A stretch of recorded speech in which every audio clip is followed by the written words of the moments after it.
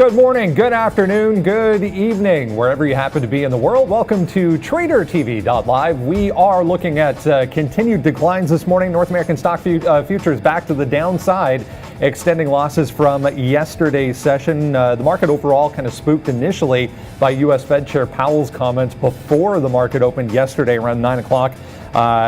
He kind of gave a stark warning that the U.S. economy might be in for a longer, slower recovery than most had been both expecting and hoping as we try to bounce back from this COVID-19 outbreak. Overall, the Dow and S&P fell 2.2% and 1.8% respectively yesterday, while the NASDAQ was down about 1.5%. So looking at continued declines this morning. We have more earnings to get through this morning. Smile Direct Club obviously moving around in the pre-market after they reported after market yesterday. We have a whole bunch of vaccine or virus related names moving around in the pre-market this morning, news related to those. And Cisco, the other big earnings name this morning that we'll get to coming up here. On the data front this morning, U.S. weekly jobless claims numbers out this morning showing an additional 2.9 million people filing for jobless claims in the U.S. last week, slightly more than the 2.5 that were expected. Meanwhile, the continuing claims number was better than expected, 22.9 million versus 25 expected. It is Thursday, May 14th, 2020. Trader TV Live starts now.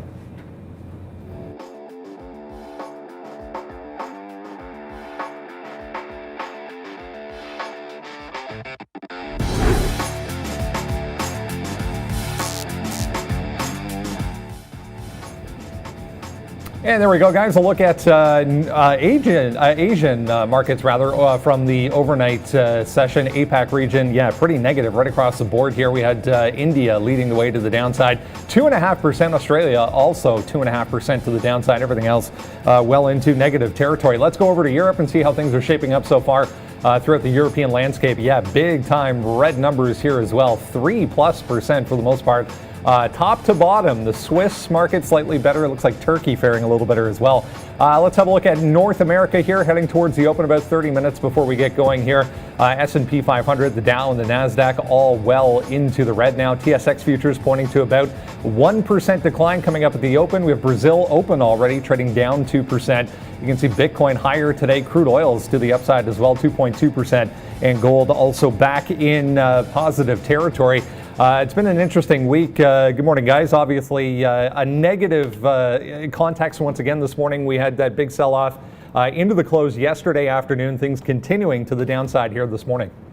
Yeah, I mean, you already mentioned with Powell, you got Tepper there also with some gloomy outlook and talking about stocks being overvalued. You get these sell-offs a couple of days in a row in the afternoon. Hey, thank you, Marcus, for that. We always love to see the support. It's shaping up to be a fantastic day in terms of at least volatility. There's a lot of gap names today, whether it's AIM, APDN, we're watching as well. VTIQ is moving again, Smile Direct. I mean, there's just so many to get to. I got the numbers up here from yesterday. Across the board, it looks like the U.S. market's top trader in each individual market, 18,000 on New York. You got the CME there, 16,000 out of the futures. NASDAQ 15, London 11. You see Amsterdam and Paris coming in 8,800, and same thing with Amex. So again, it's just big numbers across the board. This time, just so much to get to this morning in terms of individual names. My list is a little bit longer than normal. And speaking of those lists, make sure you sign up for a watch list, which will be coming next week, but you can sign up for it now. You're going to want to make sure you tune into that, Sean. Yeah, Valeria, did you drop the watch list link already? Do it now. Here we go. Put that watch list link up there. Valeria will put that down. And yeah, we are going to be doing that for you guys starting Monday, but make sure you sign up now. It's just your email. And once again, guys, fireworks, it's free. So there's going to be our watch list. Very similar to what I tweet out every day, but with words. So that should be fun. Reasons why we're looking at certain stocks, including today we're going to be talking about Smile Direct. One stock that's really hasn't been on our watch list lately, but it should be, is the well underperforming Wells Fargo.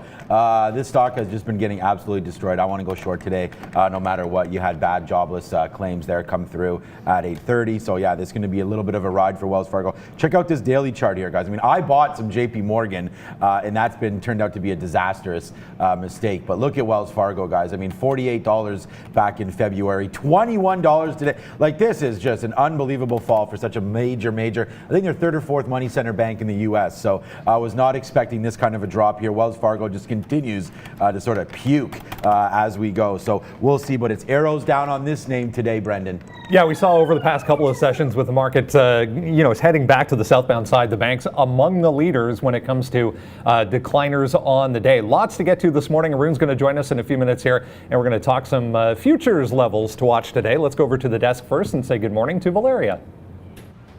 Good morning and hello everyone. Welcome to Trader TV Live. Guys, I wish you a great trading day and we are here to make it even better. As Sean mentioned before, we have a great news for you. Starting on Monday, you will be able to receive our morning watch list for free. I will be sending a link multiple times on the chat. All you need to do is to click the link and simply put your name and email address, and done. You will be receiving your morning movers starting on Monday. And guys, please hit the thumbs up and subscribe to our channel. We are preparing a lot of great content for you, and it's already our tradition to reach more than 200 likes before the market opens. Hit the thumbs up and hit the subscribe button. And I believe we are ready for Arun and Brandon. Back to guys. Yeah, going to be great starting next week, guys. Sign up for the watch list. You can join us at 9 o'clock and follow along as we go through what is moving in the pre-market. So we'll send that link out. Throw your email address in there, and starting Monday, you'll receive that before the open. Arun is in-house this morning, joining us with a look at the ES. Here we go again, Arun, back to the downside, obviously, a couple of days now. This is a 24-hour chart, so we do have the pre-market on here. Yeah, so we're down here at 27.87 now. Numbers came out. We dropped through 27.90 and the 80 I don't know what this was yesterday. We took the lows out, right? So just before this number came out, I noticed a little bit of selling in front of the 05s. So 05 is going to be the level to watch on the upside here as we break back in. So I was able to actually jump in a quick trade here just in front of the 90s and take it for a quick 10-point ride. I'm out now. 27.87 was my last exit. I'm out. As we come back in, though, I think if we can catch some more selling, I would jump back into that short.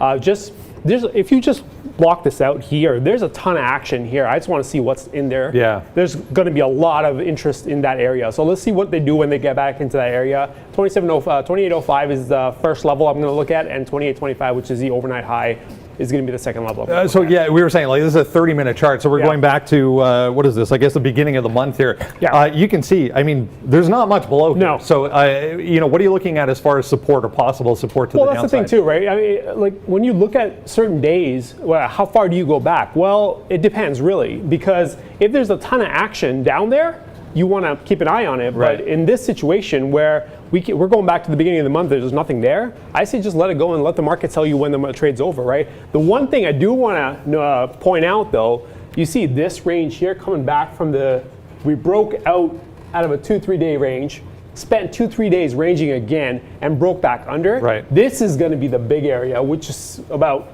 28.80 through 29.10. Now that's going to be the area that's going to have a ton of interest. If we ever get back there, that's the level I want to keep an eye on, whether that's this week, next week, whatever. But those are the kind of levels that you want to mark off for later. In this situation, I would just say let the chart. Is there a little bit of support possibly? I guess this 28.10 area, if we get it back above 28.10, start holding, would that be a sign of some positivity coming back a little? Yeah, for me, like I said, 28.05 is the area I'm going to look at. Again, keep in mind, guys, that when I say levels, I don't mean they're not hard levels. For me, I use flexible levels, meaning it can go through the level. Yeah, it's an area, right? It can go through it, but if they can't sustain the buying momentum or the buying pressure in this situation, then odds are that level is not actually there. Right. So it's just it's an area to keep an eye on and see how much buying or selling is at that area. And then you can make a decision based on whether that's still there or not. Yeah, more negativity obviously to come this morning, guys. But yeah, we're at some significant levels here as far as the ES is concerned, guys. Yeah, 100%. I love Arun taking those pre-market trades when you have the numbers coming out and hitting home runs already, and he's nonchalant about it. I love it. It's just as a trader mentality is what it's all about. You guys are asking about a lot of names today. We'll try to get to a few. APDN already taking a test. I didn't mention it, I like 1650 better. It is rolling to 1550 right now. Codex I'm watching, trying to retest to 2865. I do like this one. Codex I usually prefer to see it have an opening range. It does set up possible possibly for a pre-market trade. But we'll get to a lot of these names here, starting with one which has been definitely in play for a while here, Brendan. Yeah, Smile Direct, obviously we've been watching this one over the past week or so, but they reported earnings obviously aftermarket yesterday, bigger than expected quarterly loss. They also said they expect to now operate with a smaller shop footprint and are going to focus more on the mail-out kits, so the mail-out molds, I guess, that they use for part of their business. The company reported a 12% year-over-year increase in alignment shipments, though, for the quarter, 122,000+. Total quarterly revenue rose nearly 11%, 196.7 million. So some underlying positivity possibly here for SDC. Yeah, I mean, look, I have 18. I wrote the line in the sand. I mean, this is a great stock because it came from $21 all the way down here to $3 or $4, and that's what a wicked move straight upside, man. More than 100% from, I mean, it's basically a triple if you got at the very bottom, over to 1050. We actually were long. We actually traded this out at about 1060 that one day, so we almost got like the high of this little move. But the reason why I tweeted out 650 and I said that there was a little bit of a gap play, it's just right in here. It's like we crashed through 680 one day, opened up 650 the very next day, crashed to 517. So I see $7 right now. I don't mind going short 675, 670 right, and this is a daily chart again, guys. So we are breaking through here. You're going to cover up all of this mess in the last couple days right here, and then hopefully, guys, head southbound here, 650. I mean, it's 670, 675. So we'll hit the short there, and then we will really hit it once we break this 650 right here, because I just think that this big gap here, not gap, but this big wick candle, nice coverage for 650 on the upside, and here's 650 on the downside. So we could see, if we break 650, we probably see 6. And I don't know, the momentum is just down. Look at the last 3 days. You see what this has done. Will people get caught in a short squeeze? I don't know if Smile Direct wants to go or not, but I don't know. It looks like it's pretty weak today. If you want to get out, though, 725 is a pretty easy one.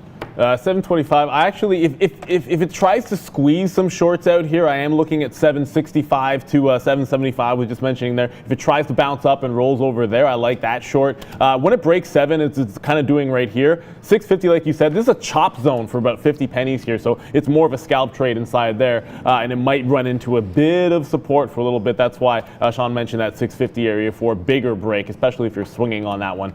Good luck on this one, Brendan. Lots to get to, especially Cisco here. Yeah, let's talk about Cisco here, figure out what to do with this thing this morning. They reported earnings aftermarket yesterday, better than expected, 79 cents per share on revenue of nearly $12 billion, both of those figures beating expectations. They did say, though, year over year quarterly revenue was down about 8%. So we are higher here, guys, about a full percent or more to the upside, but off of these levels from aftermarket yesterday. Yeah, I think that's sort of the key. You got such a big bump, but it was right into obvious resistance. I'm looking right here at 43.60. This was the top right in the morning. You did see some consolidation there in the pre-market yesterday. We get in there in the aftermarket and then run away from those prices. The next level down, you're probably looking at this little turnaround range here. It's kind of hard to see. Bottom in the open. And then you get another leg when it tries to hold, and it's about 42.80. That's the first level I'm looking at for Cisco. That could be a nice little breakout point if it's going to be any kind of an up-day recovery. I mean, Cisco's still up 1% ultimately, but if it's going to make a run at that 43.60, the turnaround breakout for me is at 42.80 on a Cisco. We'll be looking at both of those numbers there. I also have support. It's about a channel at 41 to 41.25. If it gets down to that price, I think it'll slow down a little bit. Yeah, I've already, some people asking me there, Sanjeev, I believe, and a few others, Eric, maybe, on the chat. And welcome, guys. Thanks for the continued support. Look, I mean, the show wouldn't be as big and as fun if we didn't have you guys on the chat. But yeah, I mean, Cisco now not really doing anything. It's a sleepy mode. I'm not super excited. Thanks for that, Tao there. 199, good little tip there. We'll get a coffee after. 42.40, thank you so much for that super chat as well. Super chat early, I believe it was Marcus, so thank you for that as well. Singapore dollars, not symbol, SGC. Okay, Cisco here. We'll just keep talking about it. Look, it's in this range. I wrote down 42 because that's where we closed. So often on earnings reports, if you can get back down to that level where you closed yesterday, which is right here, $42, a little bit of bunching up, you do see a nice move back in the market. We rallied about 30 handles off the bottom yesterday at about 3 o'clock. And yeah, 42.11, 42-ish. This is 42 again, 42, 42, 42 close. Let's hit 42 short if it goes, guys. All right, let's go to the cruise lines here, guys. A number of news-related items in the cruise line group today. Norwegian, the first one we'll talk about, they reported first quarter loss of 99 cents per share, which was larger than the 50-cent per share loss expected. Revenue, however, was in line with expectations, so a little bit better than expected. The company said they're also well-positioned to weather an 18-month complete shutdown as far as operations are concerned. Also want to mention CCL. They provided an update on continued efforts to maintain operations during the shutdown, saying they will continue to pay travel agent commissions on canceled cruises during this time. They're also looking at more layoffs and furloughs, guys. So I have NCLH up here, down 2%, but look at this. We're back above $10 already here in the pre-market. Yeah, catching a bit of a bounce here. If there's any kind of a larger bounce, 1040 is the first level we got here. Just looking at the afternoon high of the range. That's the first thing when I sat down was wrote it down. But I like to give that 1040 to about 1055. So if it's going to be a short into that area, I'd like to see it test inside 1040, not break 55, and then we'd roll into a short at that point. So that's kind of what I'm looking at on NCLH. It's worth noting it put in a bottom yesterday at 990, and then there was some buy support. If we can maybe just zoom in a little bit here, you can see when it got back above this 990, there was a bit of an iceberg buyer there. So worth noting that you have a possible support at 990 if that gets broken. I see people talking about Uber here today as well. Yeah, I mean, look, Carnival Cruise Lines, Norwegian Cruise Lines, all of the travel space is going to be in a world of hurt. We gave you that AAL yesterday. That was a big one through $9. We can look at that again today. But yeah, Uber. So Uber's been my worst stock by far the last 2 days. So just FYI on that one. But here we go, guys. 32 and change.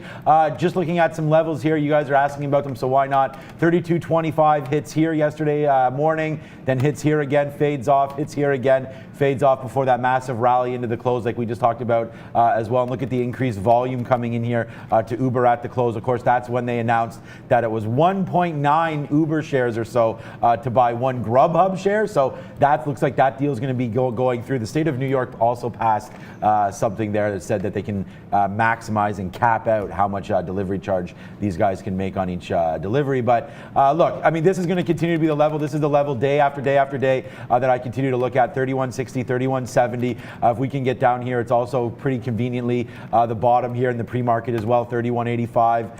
I don't know. I mean, I just can't believe what Uber is doing now. I think it's way overvalued at these prices. We were down to 14.15. That seems more right to me. I don't think this economy turns around. I don't think a lot of people go back into Ubers right away. And I don't favor the stock. I mean, it is what it is. Grubhub, big business. I don't even really like that business either. The margins are slim to none on that. So I'm not in love with Uber, but I think you got to, if you're going to short it, you got to look at this 31.85 level today, and maybe even if you're going to be real conservative and wait, maybe 31.67 down here where we ticked down yesterday. But for right now, guys, I'm going to stay away from Uber and wait for the market to give me a direction on that name. Yeah, good points there on Uber. Definitely also worth mentioning, I think, again, guys, obviously going to be headline driven. So if any other details happen to come out on the deal with Grubhub, obviously going to be a mover. So we'll continue to watch Uber.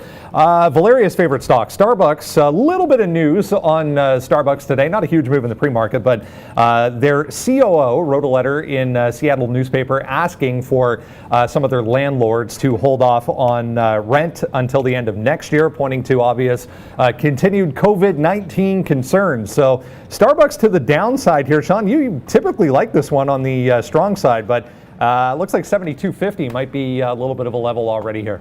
You know what? I looked at it early. I didn't even put this on my watch list. It wasn't doing a whole bunch of volume. It's 30,000 shares, guys. I mean, it's kind of like maybe a little bit of a light news morning here that we're talking about Starbucks. But yeah, you know what? It's a good stock to trade. Decent levels, decent size. The spread is good. $72. I mean, Starbucks opening up. I actually went and I messaged Valeria yesterday because I went after the show and got a Starbucks, and she had the subpar Tim Hortons. So maybe we will short QSR today and go long Starbucks. But yeah, they're back open near our office here. We have like 4 within walking distance. I believe 1 is open, so that one, me and Valeria may go there after and grab a quick coffee. But yeah, 72.60. Look, I mean, there's not much here as I look at it. And yesterday, pretty choppy. Not even a big move into the close, really. You know, you can have this kind of a level, 73. Actually, 73 is not bad. That's kind of where we bottomed yesterday. If the market rallies today, take 73 to the long side. Actually, I don't mind that, Neil.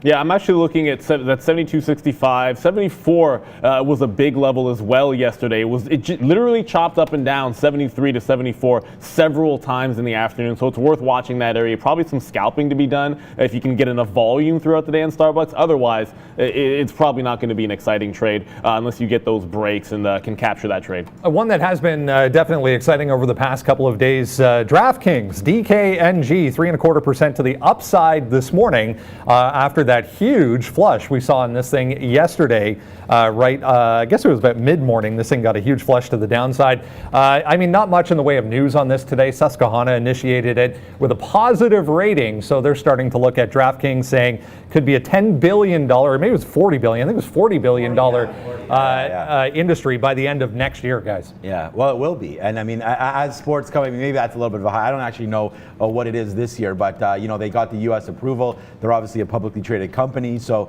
you got DraftKings, and if you're going to get your money in, it's either DraftKings or Penn, Penn, if you are looking for any kind of a name here to get involved with the sports gambling. And as it comes back, I know they had a big weekend with UFC. I think there was a UFC card last night as well. So I mean, you know, sports gambling, people love it. We had Rick on yesterday. What up, Rick? Thanks for your guest spot there yesterday. He talked about now getting into trading because of sports gambling is now not allowed. Not allowed. It's not available. Ain't got no sports. Yeah, $18 here when they IPO'd. It's just a reverse takeover on the symbol. 18 all the way back up here. And look, I mean, you take out 27. I think you just play key levels. I mean, it's too new of a stock to really go back there. As I just showed you on the chart, we don't have many levels here. A 3-minute chart on DraftKings might break this down just a little bit better. You see some bouncing areas here, 26.80, 26.90. When you did get going, though, I was actually long in this area a couple days ago, which was great. But yeah, $27 on the break. I like it, guys. The only thing that scares me about this stock is I had a pivot at 26.50 as an area. You look at the afternoon yesterday, you look a couple of sessions ago, the turnaround breakout through that price and holding it late in the day. I don't generally love it when it's going to open up right at that pivot price. You want to see it run away from it or a little bit something like that, so you can test that one as a bit of an opening range play. So DraftKings, I'll probably not look at it till a couple of minutes into the open, at least probably 5, I think, instead of jumping immediately into a trade. But 26.50 is the level I'm looking at. Let's go to Tesla, guys. Worth continuing to watch Tesla. I think over the past couple of days, obviously the news, they're trying to reopen their Fremont, California facility. They did so yesterday, so back to work for Tesla employees. However, Elon Musk saying aftermarket yesterday that anyone who stays home after being ordered back to work will face is a little bit of disciplinary actions in the way of losing their unemployment benefits. So Tesla to the downside here. I mean, not really related probably to this news story, but a little bit of a weak look here this morning for Tesla. Yeah, I think probably has more to do with the fact that you saw tech selling off and realistically Tesla in that group of high flying and profit taking in the last couple of afternoons, and you do see that take effect. 792 to 796 is the resistance area that I'm looking at. Yesterday when it tested into the first resistance zone, you saw it just basically hang out there, 23.26, bump a couple of times and then fall like an absolute rock. So if this one's a little bit further away this morning, if it gets to about $15 to the upside, and does the same kind of test and then bounce off it, that's when you want to jump into a short opportunity. It would be a breakout, but to me, not until it gets to about 800. You don't want to test it at the early part of that zone to the upside. I do prefer letting it hang in that range and then try the short first. 800 would be a breakout. Otherwise, let's see it get into that low 90 to mid 90 range. If it fails there, you're looking at a short opportunity in Tesla. I'm going to short it maybe right away. 770, 771, 769. We saw us take Tesla yesterday. I think it was an $8 winner at one point there yesterday for Tesla. But I think we can get that again today. I don't know how big the winner is going to be, but you do have this bottom here, 771 or so. I like to take it a little bit lower as we break it down. Tesla. I'd love if it gets to 790, as you guys can see here, 790, and then it bounced there at 790. So, and then a couple levels here at 790. So that's a no-brainer. If we get to 790, we'll short that. That's $15 away. Not sure. The market down 1% now, Brendan. So I prefer the short on Tesla, but let's just wait and see. This is one of those occult stocks again that can run for no reason either way. So.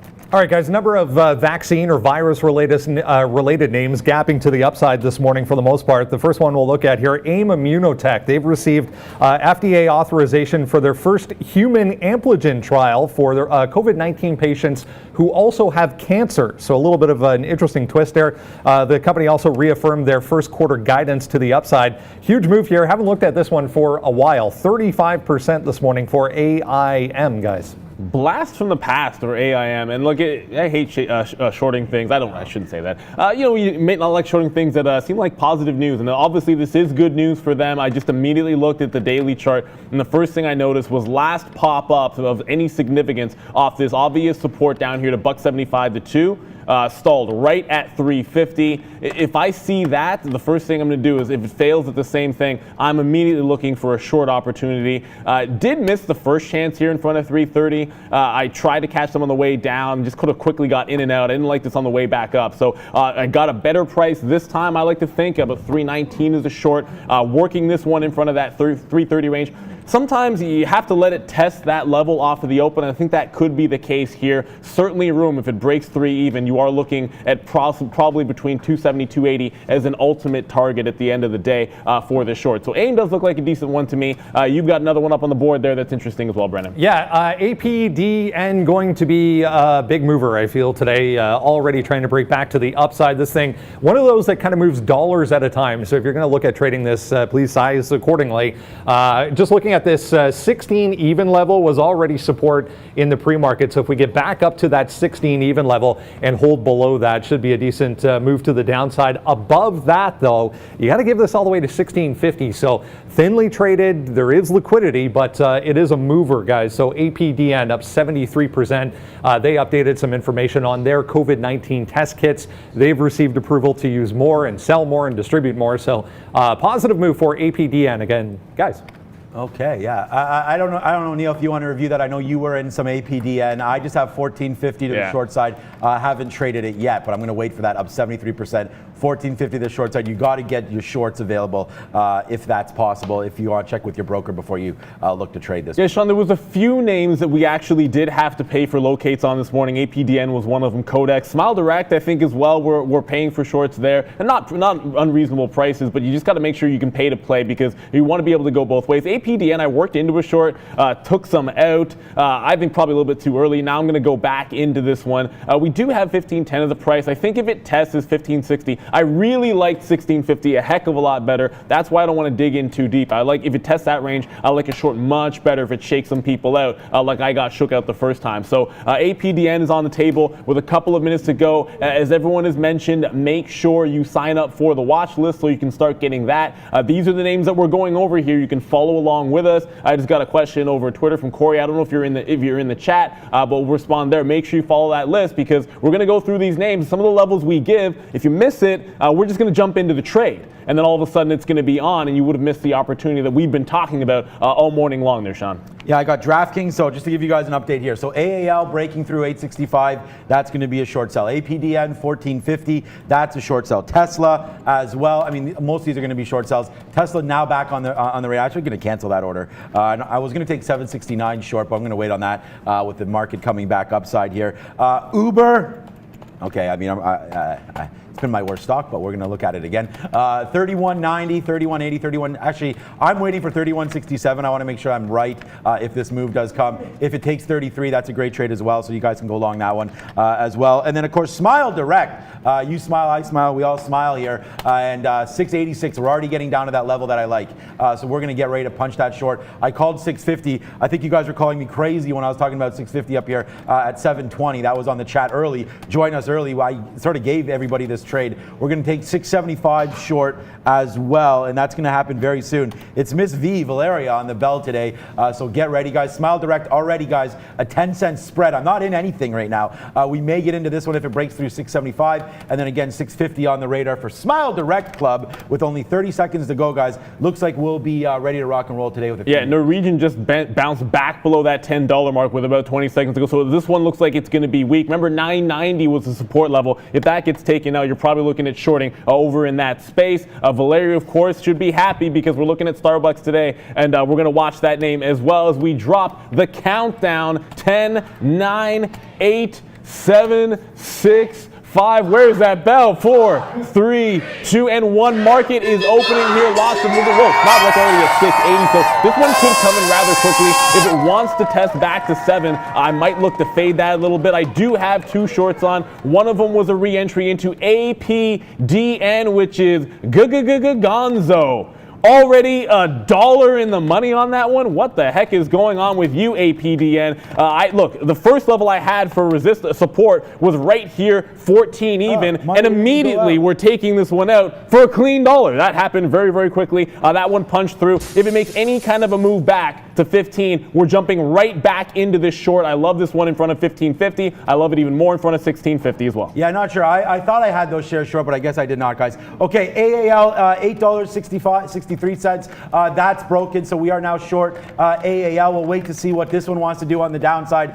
This was a stock that we talked about. We gave this one to you. American Airlines right now, the only position that I have on, and it's a short rate here, guys, 864. So we'll wait to see what this one does. Upside targets, I mean, I got to give this one at least till 880 here as we go. So we're going to wait to see if that happens. We'll get out of this trade if it breaks through 880, maybe 885 if you want to get real spicy with it. But not a bad trade here. Right now, it's not working for us, but I don't mind it. AAL to the downside right here. We are short this name, American Airlines. But look at the futures, guys. Futures going upside here. Yeah, futures trying to bounce and immediately fading back above this 990 is NCLH. So it could be a bit of a failed break. If this bounces back up to this 10 level where this all started, that could be a good fade price. AIM is getting down to that $3 mark, so that's in the money about 10-12 cents or so. We'll check back into that, but I'm watching 10-10 here on NCLH Norwegian. If it can hold it, I'm jumping into the short trade, and then if we can get a breakthrough at 10-10, I think you can even reverse into a bit of a long. But there goes Smile Direct through that 650.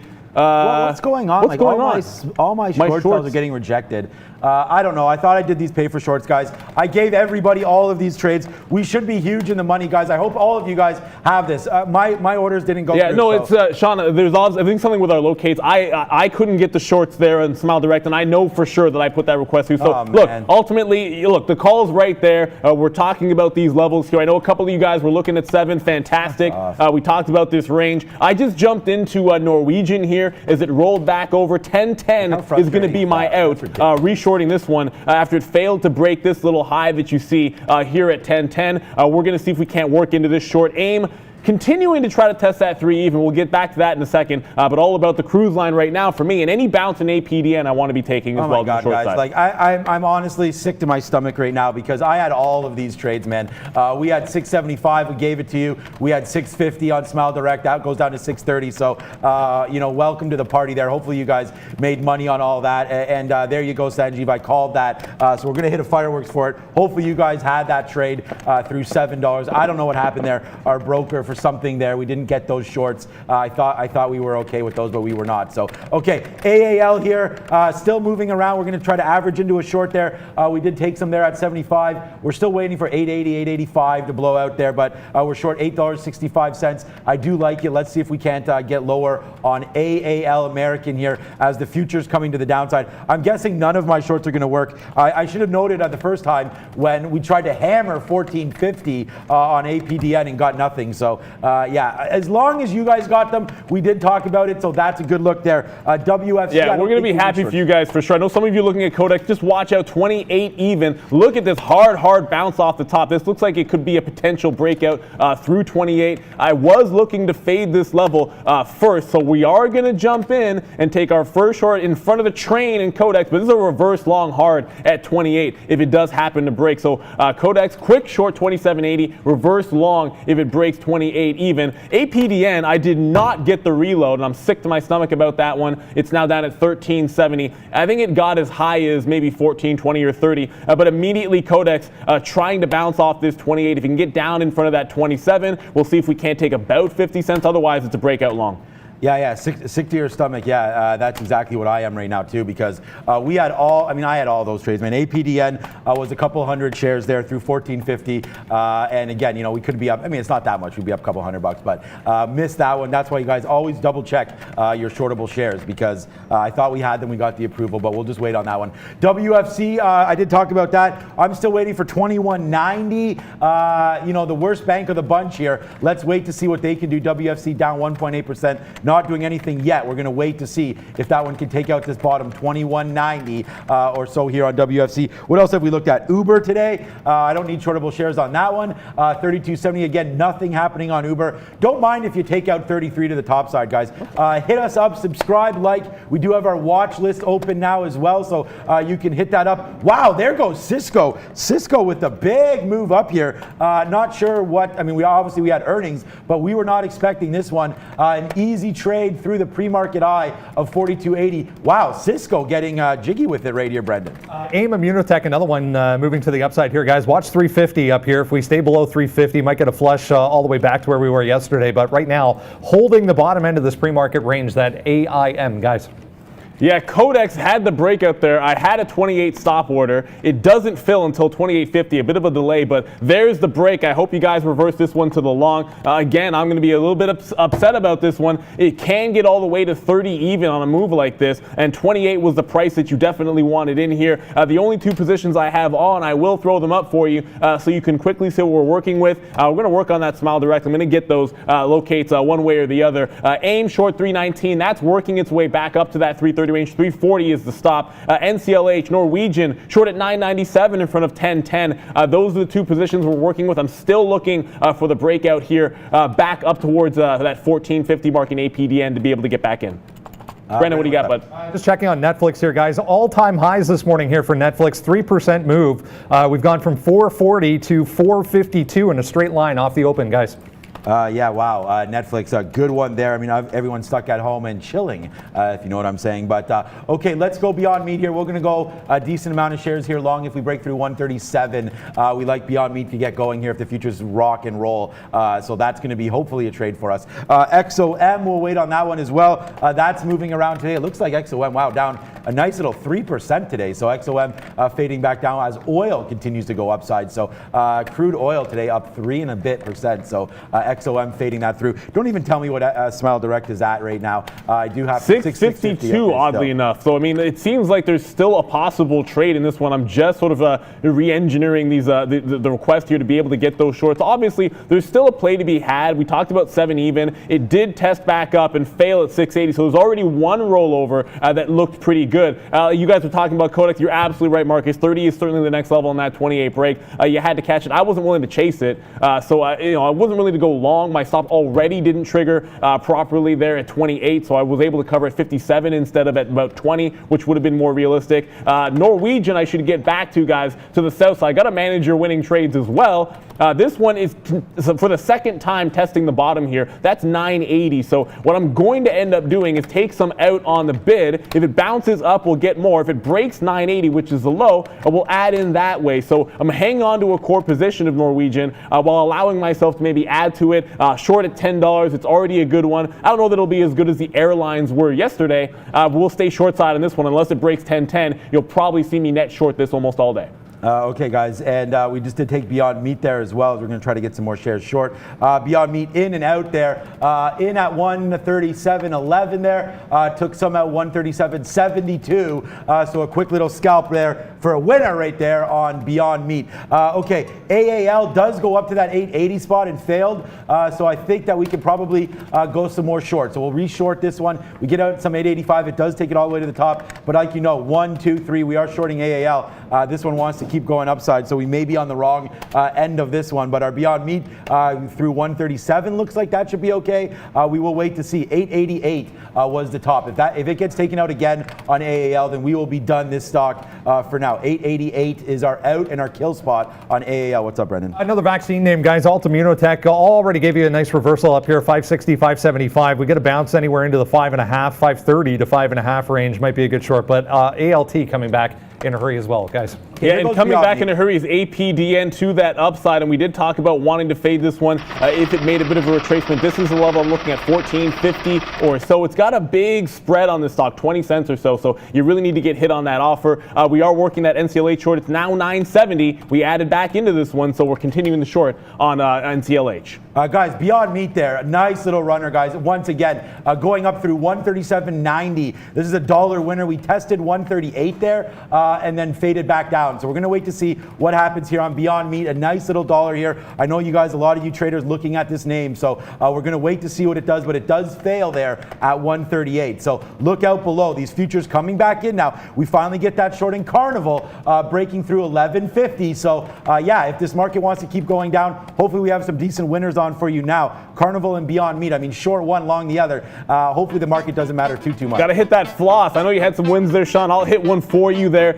Not for AIM, which is breaking 340, but if it's a failed break, watch out closely. We just got 965 out, so we start the short on Norwegian at 997. We take some shares there up over $10 at 10.02. We did add to this position down here on a 980 break. We just took some out. Still short, net short this one. Our last entry at 77, but 965 was our last exit point there. You can actually see that one there. It's not a long position. That was covering a short on Norwegian, so that's already a nice stock for us here. I am watching to see this silly APDN. I talked about the spread being a bit of an issue getting back into the trade. When I tried to slip in the shares in front of 1450, it was a 20-cent spread. That was a good point to maybe try a midpoint key. I did not get that decision in quickly enough, so I did miss that entry point. It has bounced several times off 1350. If that gets taken out, there's not a heck of a lot in terms of support till we get to 10 even. So still another leg in this trade, I do believe. I like it 1450. I like it even more in front of 1550.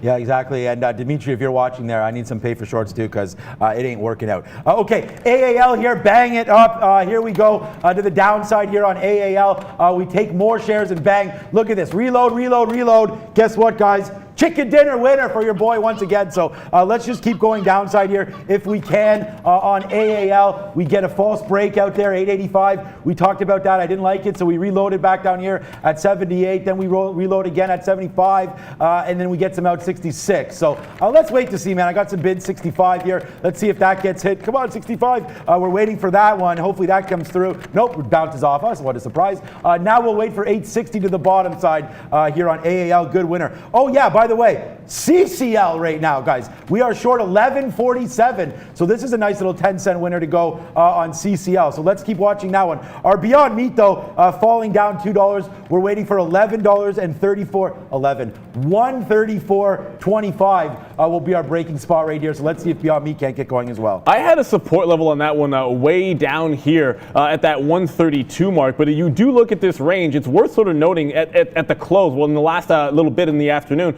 134.50. What an incredible bounce point that would be. And we just saw it. I'm also looking at Smile Direct. Oddly enough, for a potential long, if I just mentioned this one in the chat to you guys, if it takes out this 75, which it's about to do, it looks like it might make a move up towards that $7 area. So I think there's a bit of a scalp opportunity here as it made a nice little higher low at that 650. Brennan, what do you got? Big mover from yesterday, GNUS, Genius Brands. They announced a new cash raise aftermarket, I think it was yesterday. But back above these highs from yesterday, 140. We're about to take out 160 here. A little bit of a seller there, but might give you an opportunity for GNUS, guys. Yeah, genius. Okay, good name there. Here comes CCL, guys. A big trade here again. 11.47 out in the 40s. We're in the 39s right now. I'm out of a third of this one. But check out AAL, guys. This is the banger right now for me. We're making everything on this trade right now. We give up the ghost a little bit there, but then we hammer the short back, and now bang it out. This is a big winner right here. Arrows down for AAL. We are short $8.76. It's a nice little 16-cent winner. Big money being made here on AAL, guys. I hope you're joining the party as well. AAL and CCL, let's go, guys. Yeah, I'm also looking at consolidation over here in Codex. It's right in this sort of chop range, 27.60 to that 28. If it breaks downside and you are looking at 27.50, it could be another flush that we're looking at. Otherwise, a retake of 28, and you're probably making another push to 30. So bracket style stop orders here, breaking long at 28 for a second time. Let's hope we fare a little bit better with this break and catch this one back up to what we hope would be 30. Otherwise, it's a 27.50 break to the downside. I'm not touching anything inside of the range on Codex, not after what happened, the way it worked in this range the first time. So Codex, either direction, I don't even care. We're going to take this one once it breaks out of this range. I'll get you guys back to NCLH, which has moved back in that 970 range, where we did have that little bit of a break. I am looking for reload opportunities in Norwegian, but it's probably a lot closer to 980 that I'd reload on those shorts. Brendan, what do you have for us? It's all about the vaccine names so far this morning, guys. AYTU Biosciences here up 10%. No news on this name that I can see, but catching a bid as well, guys. Just took that top off on huge volume for AYTU. I say because guess what? Your boy's in Uber again here. You guys can see I gave you this level 31.64. I said I'd be uber aggressive once it got down here, but it's a conservative level. 81.60. We are short now. 31.63. So we're not going to be averaging into this one. We're going to wait to see. I did call this short, but we waited for the ultimate bottom here. So let's wait to see. Uber right now short 31.63. Let's see if this one can't keep going. And here it is, an instant 10-cent winner on this one. We got some big winners right now, guys. Beyond Meat is not, but everything else moving for us nicely into the money as the market's still crashing down. I'm going to hit this one because this is what I ate last night. We had some chicken. It was actually pretty delicious. I'm not going to hate on it. But I talked about a possible long on Smile Direct. This was not the plan coming in. The plan was grabbing some of these shorts on the way in. Of course, we just talked about how we missed them, but 675 on the way back up, gave that one to you into 7 even, just took some out there at 688. We'll take the rest out in front of 7. I am not looking to hit a home run long in Smile Direct. That is not at all my plan. So we'll take some out in the mid 90s and get out of this one and then work into what will hopefully be a better short opportunity later on after having missed the first. If it fails here in front of 7 even, another rollover would be ideal. A real breakout wouldn't be unless it takes out 725, and then it could really start to get going. Haven't seen that yet, so I'm not going to get too hasty with it. NCLH, Norwegian, keeps failing at the 960 mark, so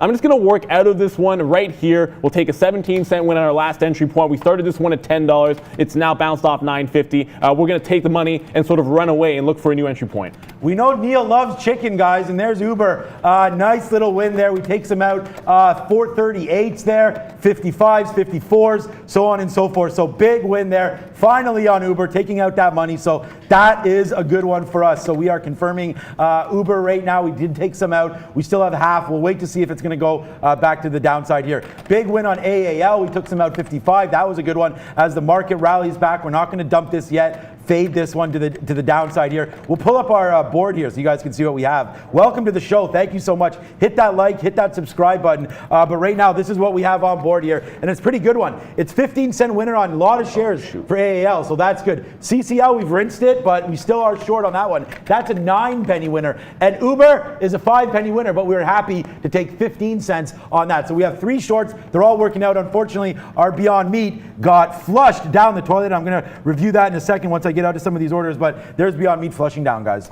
Yeah, you guys are like your hope Neil is in on Codex.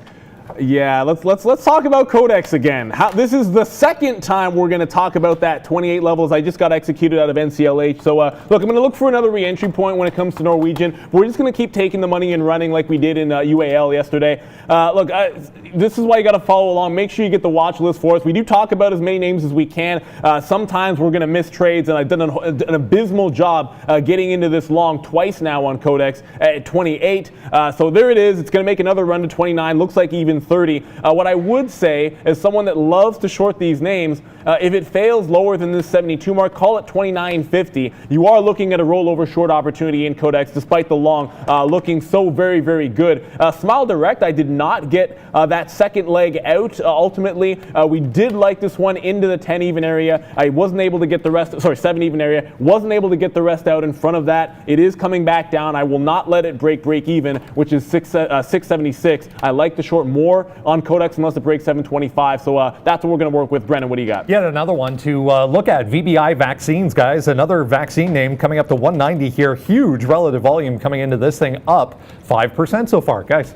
Guys, I mean, the chicken dinners, everything, the catapults, everything just keeps on happening here, guys. CCL, look at this one. 1 in 1150. And who gave it to you? This guy with the flosses. So here we go, guys. 1150 short on AAL. We still got half. Hello. Also, guys, CCL. Big short on this one too. That's 1150. AAL, this is the big one. 875 is our current short. Look at this. Short here. Reload, reload, reload. We did get out of some there, but we reloaded and now it's down to 48.49, guys. Bang it out with us today. Big time winner on AAL. This is how we go. We hit the floss one more time for you. Winners abound. Only one loser today, and that's Beyond Meat. Everything else rocking and rolling, guys. Yeah, just watching Smile Direct try to make another leg to the upside. I do still have those 76s long. We'll execute out of those when we get a chance. But look, 7 even could break. I think some people are going to be interested in taking that breakout to the long side. I am eyeballing 725 as a bit of a stronger trade. Hey, you know what, Marcus? I'm glad, and thank you so much. I'm glad somebody got that Codex trade. Obviously, it was a banger. There's nothing wrong with that 28 move. You get the rollover at 29.50. It's sort of the same type of story. Now you have a bit of a double top. If it takes this out and makes a run to 30, that's another break long. Otherwise, you probably want to short in front of this level. So grab something in the 29 to 29.50 range south side. See if you get an opportunity. Just don't let it break that little high. It's either 29.72 or 30. Either one of those are reasonable stops, depending on your risk preferences. I think that's how you have to work those trades. APDN, I know that one's just still going to the downside here. Once again, we did try some opportunities to get back into the short. You do see me sitting here at 14.30. I can go ahead and cancel that order because that's not coming in anytime soon. If it breaks 13, floodgates could open up on that one. Do watch out if you're still sitting in any kind of a short trade there. You might want to hang on. If you're trying a long, wouldn't be my cup of tea personally. Tesla, I want to get to. I know we're talking about this quite heavily. Turned on a dime at 92. I like the 92 to 96 range. It really barely got into there, so it didn't quite test into the range, but look at the flush. $20 move in Tesla, 770 coming into play anytime soon here. Could be an interesting break as the market is sliding down and breaking the low. Yeah, it is, guys. And I just tweeted out our CCL, or I think it was AAL actually tweeted out, but CCL is actually a better trade. 1150 short side, guys. You're loaded up. You make your whole day, you make your week, you make whatever you want here. CCL, AAL to the downside. I'm still holding this, guys. The market's crashing down. I am also long. I made if you guys want a little swing play here. Yesterday in my account, took SPXU long 1680 around here when we had that big drop down in the future. So SPXU, a reverse indicator here for the spiders. Good little trade there. But wow, CCL, guys, still going to the downside. Big trade here. This is 40 cents on this name, CCL. 40 cents also on AAL. But it's time for Valeria. Hello dear viewers, and welcome everyone who just joined us. Guys, almost 2,000 people are watching us right now. Hit the thumbs up and subscribe to our channel. We are live every day from 9 a.m. to 12 p.m. Eastern Time. If you subscribe, you receive notifications when we are back on air or having new content. Also guys, shout out to our viewers for sending super chat. Marcus sent 2 super chats to us. Thank you very much, Marcus, for your support, and I wish you a great profitable day. Guys, if you don't know where super chat is, it's down below our live chat, right next to the emoji sign. It's like $sign. You can click it and check it out. And of course, shout out to another viewer, Rick, who joined us for the first time yesterday. Guys, you can participate also. Send your request at marketing@tradertv.live and you can join us and trade live together. And we have great news that starting on Monday, we will start to send out morning watch list for free. I'm sending the link on the chat. Click it and just simply put your name and email address in order to receive. And of course, guys, hit the thumbs up and subscribe to our channel. We reached 300 likes less than an hour. Great job. Our goal is 700 likes today. Let's go and back to traders. Yeah, let's go. Good one there. That's one of our catchphrases. So let's go here. AAL, guys, big move down. CCL, big move down. Uber, blah, blah, blah. Just chilling out here. We have a winner on Uber. Thank God. So we'll wait to see if Uber wants to keep this fade down here. We are short Uber right now. We'll call up our position board just so you guys can once again see everything. It's been a monster day for yours truly. Unfortunately, it could have been disgustingly bigger if we did have these shorts. But okay, here it is, guys. AAL, 40-cent winner. CCL 40-cent winner, Uber 10-cent winner, 3 shorts. That's all. Let's go back to trading. We got out of that Smile Direct eventually at that 7 even mark. You are seeing it hold right here above this little 690 watermark, right in that range. This is why I like it at 725 for a further breakout. Otherwise, I'm going to try the rollover. This is what we're seeing here. I'm going to jump into the short for the first time in Smile Direct. Now that we got those locates, Brendan, what do you got? NVUS, guys, another one popping up here this morning, 26% to the upside on the gap. Hasn't broken the top yet, but 120, 125, decent levels for NVUS. If you're looking at this one, another one doing significant volume today, guys. NVUS, you say. Yeah, Smile Direct. Good look. NVUS. I guess that's a NASDAQ stock probably. Let's just check it out here. Yeah. Oh, wow. $1.15. Okay. 1.7 million shares. You guys may like to look at something like this name as well. But NVUS, big move. But look at this, guys. All of our trades just getting bigger as we go here. We still have on about 25% of our AAL trade. So wowzers, look at this reload. When you have confidence in a trade, you use more shares and you reload. And look at this trade, bang it out right here. We get that failed break, you reload it, and now you're huge, making the whole day up right now on everything. Only one loser here was Beyond Meat, and thank God we got out of that one. We take a quick little 70 or 80 cents on that. Then we lose, I think, 137 down to 134, so $2.50 loss there on Beyond Meat. Again, relative amount of shares. Obviously, when it's a $132 stock, we don't have nearly as many shares. Wow, CCL just keeps going down. These stocks now 40, 50 cents in the money. AAL and CCL, let's go, guys, dream makers. Yeah, watching NCLH here, guys. We did talk about this one to the south side. You want to be short the whole way through any pop, any kind of move. 960 is the area that we're looking for on the first level of retracement here. We missed an opportunity with some issues with our execution to be able to get back in when we did get that kind of a flush here through that 960 mark. Smile Direct, however, we did not miss getting into the short. Look, it took a while. We finally had this one on. It's starting to roll over here. I will take some out in front of the 680 mark, in front of VWAP here, just in case it wants to try to make a bounce. That's where we got that long break, so it's worthwhile to take some profit off while we have it. Brendan, what do you got? Another name we've been looking at over the past week or so, Upwork, guys, an employment website here. They reported earnings that were better than expected end of last week. They've been moving higher ever since. First day to the downside. They updated their short interest this morning that I guess was worse than expected here. So 14 held, and then a big flush down to 1275 for UPWK, guys.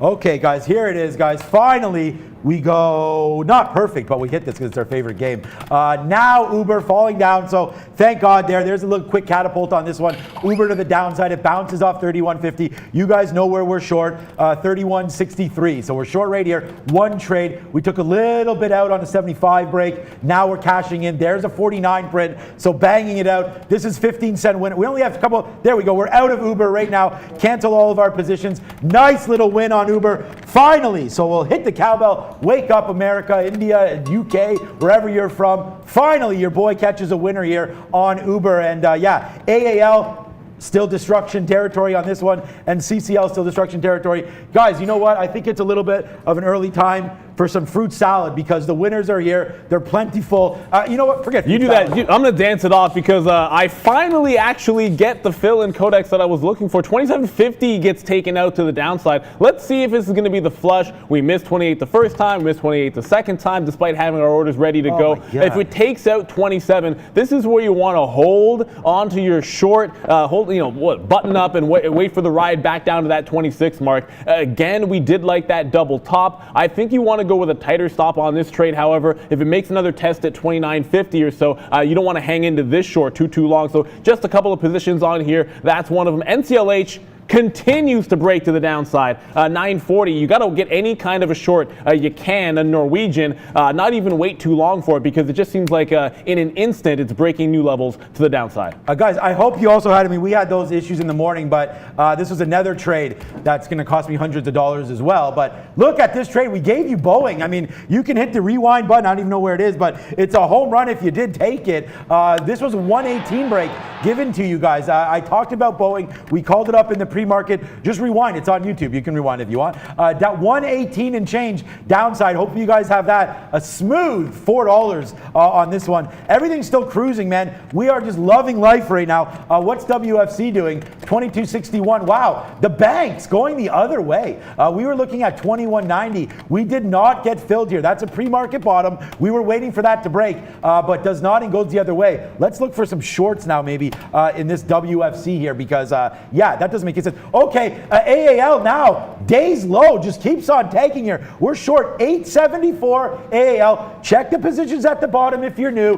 AAL short, CCL short, monster winners today. You can see the profit. I'll pull up the profit and loss in a minute, guys. It's been a monster day for us. Hopefully you just keep enjoying the ride with us, guys. Wow. And APDN looking like a hard bottom at 13 even, guys. Like we say, this is a great break to the downside, but if it wants to make a fresh high, I don't know why that order's still in there. We want a 1450 break up. Otherwise, the 13 even short on ADPN. Just watch out, APDN, sorry. Just watch out. The spread can open up a little bit. You got to cross at least a couple of extra cents, more than you're used to for $14 names. So make sure you get those executions. 1450 upside. Otherwise, 13 break could be a monster on APDN. Just a couple of positions for me. Codex, which you guys know about, and then Smile Direct still at that 690. Hasn't broken 7 yet. I love 725 for the long break. Brendan, what do you got, buddy?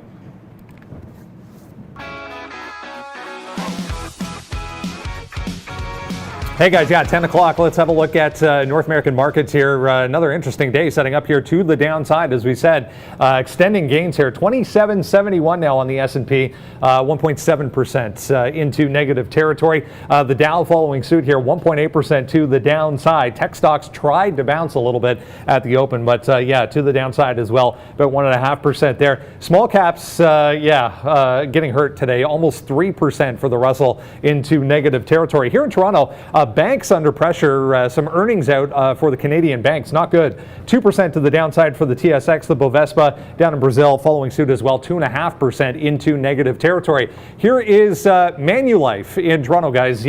Almost 6% to the downside for MFC after reporting earnings. Big flush from $16 all the way down to $15.30. Trying desperately to hold that $15.30, but it's consolidating right now at the lows. Look at the print here. Huge monster volume on the print for MFC. Some of the other banks following suit as well. TD not as bad, 2.5%, just made day lows as we speak here for TD Bank. RY as well in negative territory. Again, not as bad, but 1.9% to the downside. Earnings out, guys, for Canadian banks. Not good so far. Back over to you.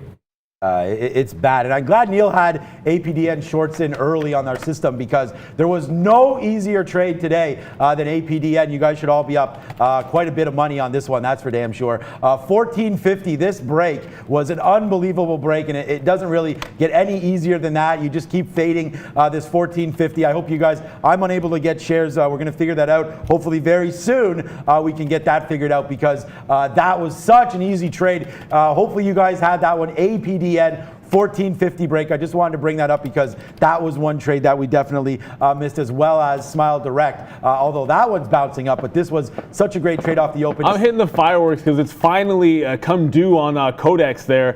27 just got taken out for the second time. That short that we did put on in front of that 28, 27.60 or so, our average price, but 57 actually. We got some out for the nice little win, about 45 cents in front of 27. When 27 just broke, we took some more out there at 69. So, I mean, look at the random numbers, about 80 cents worth of a win. We did talk about 26 being your ultimate target here. That'll give you $1.50 worth of a trade. So if you add it up there, I'm gonna put you on the spot there, Marcus. I know you got that $1.50 likely on the 28 break upside. Let's see if we can't get the same thing to the downside on Codex through that 28 mark. So 26 even, target out in front of that one. Last third of the position we got on short, 27.60 was our average price. Now these last shares at 74.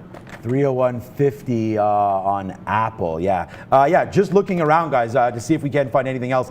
This is GBTC, this is Bitcoin. Right now, we are just looking here. CCCL, what a great trade. And again, I'm not trading too actively today. 84 fills, but you're now seeing why. We have these monster winners on. Like, AAL has been a monster. I'm just keep watching that one. This is AAL. I mean, reload. I mean, look at this one falling down. I mean, if you want one or two guaranteed trades here for the day, these two have just been so monstrous, as well as our Uber trade. Unfortunately, we did dump that. We didn't get all the way down here, but here's one Uber trade in and then one out. I mean, today, guys, another monster. Thanks for joining us. I hope you're enjoying the show.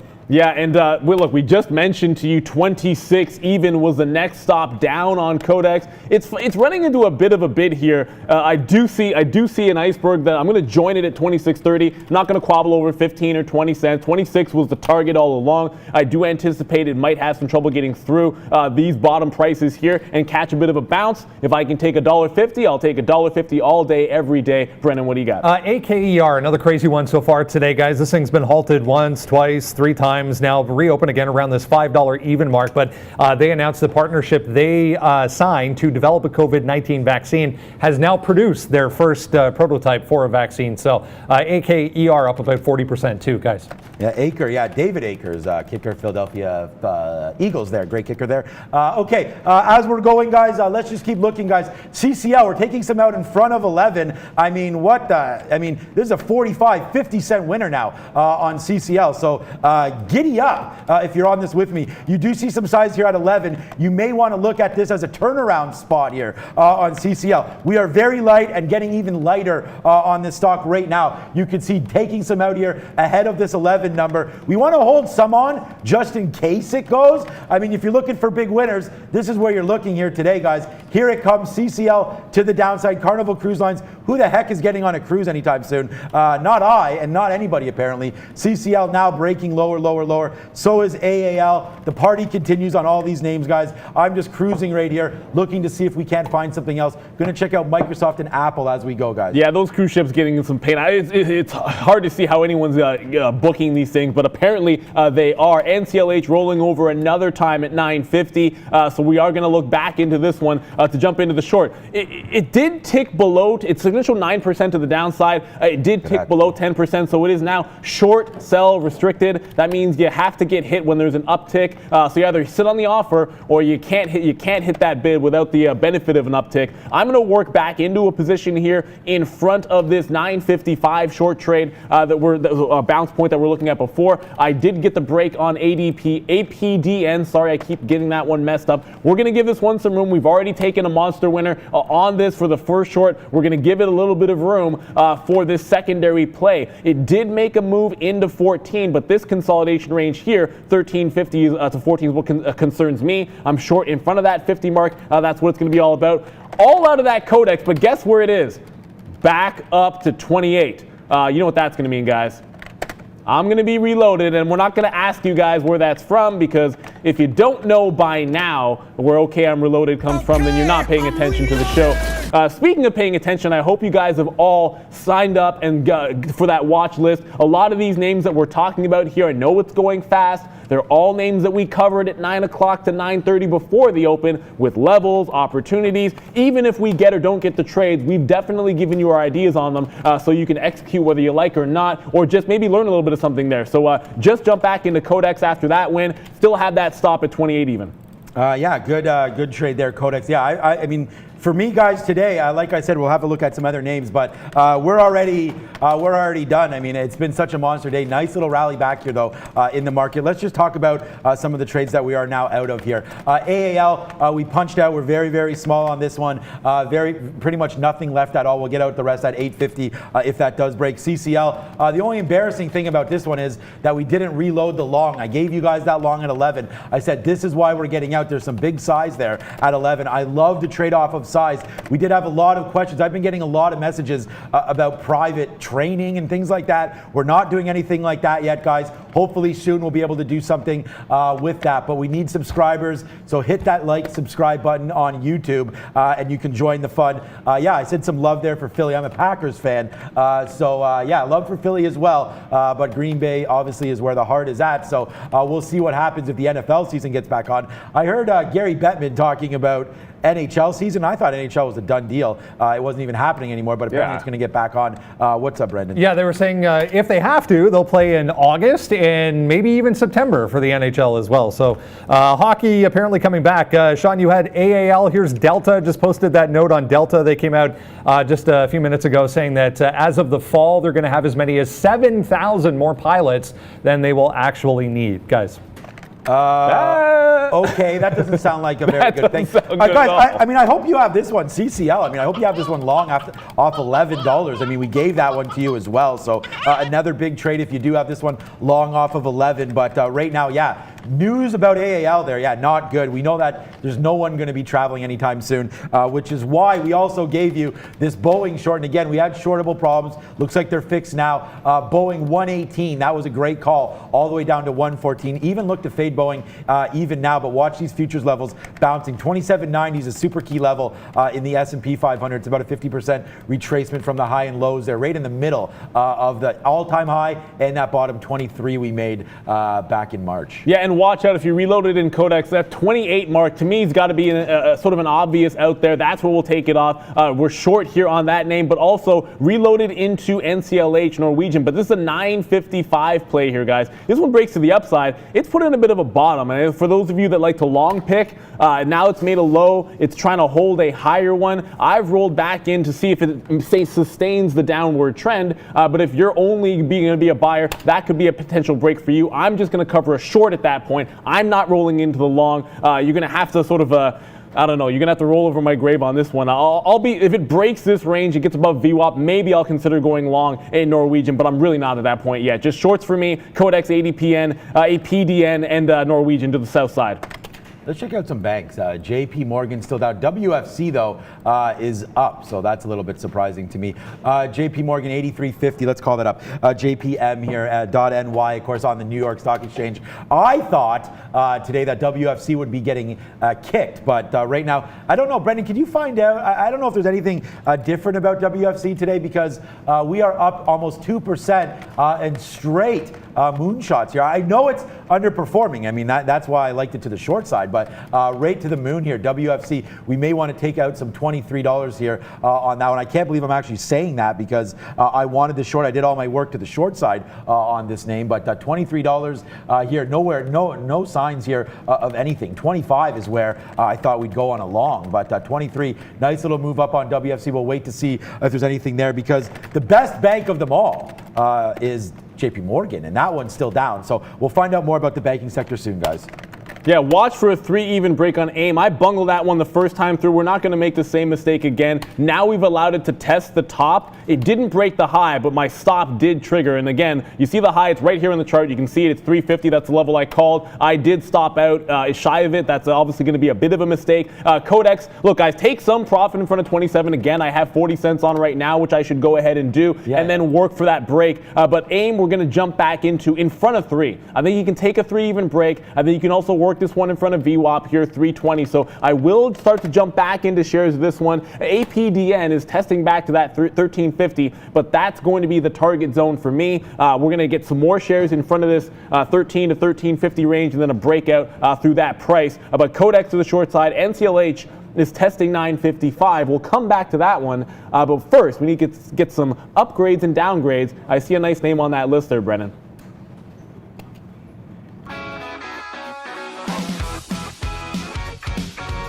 Hey guys, yeah, time for upgrades and downgrades. Let's have a look at some interesting movers so far today. I want to start with this one down here, Wendy's. If this will go away, I don't know if it's going to. There we go.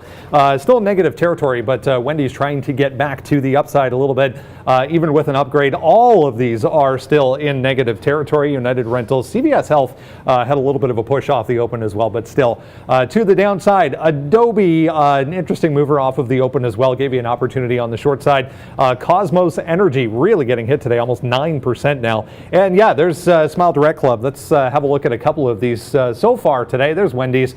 As I mentioned, gave you a little bit of a push to the downside, kind of consolidating now.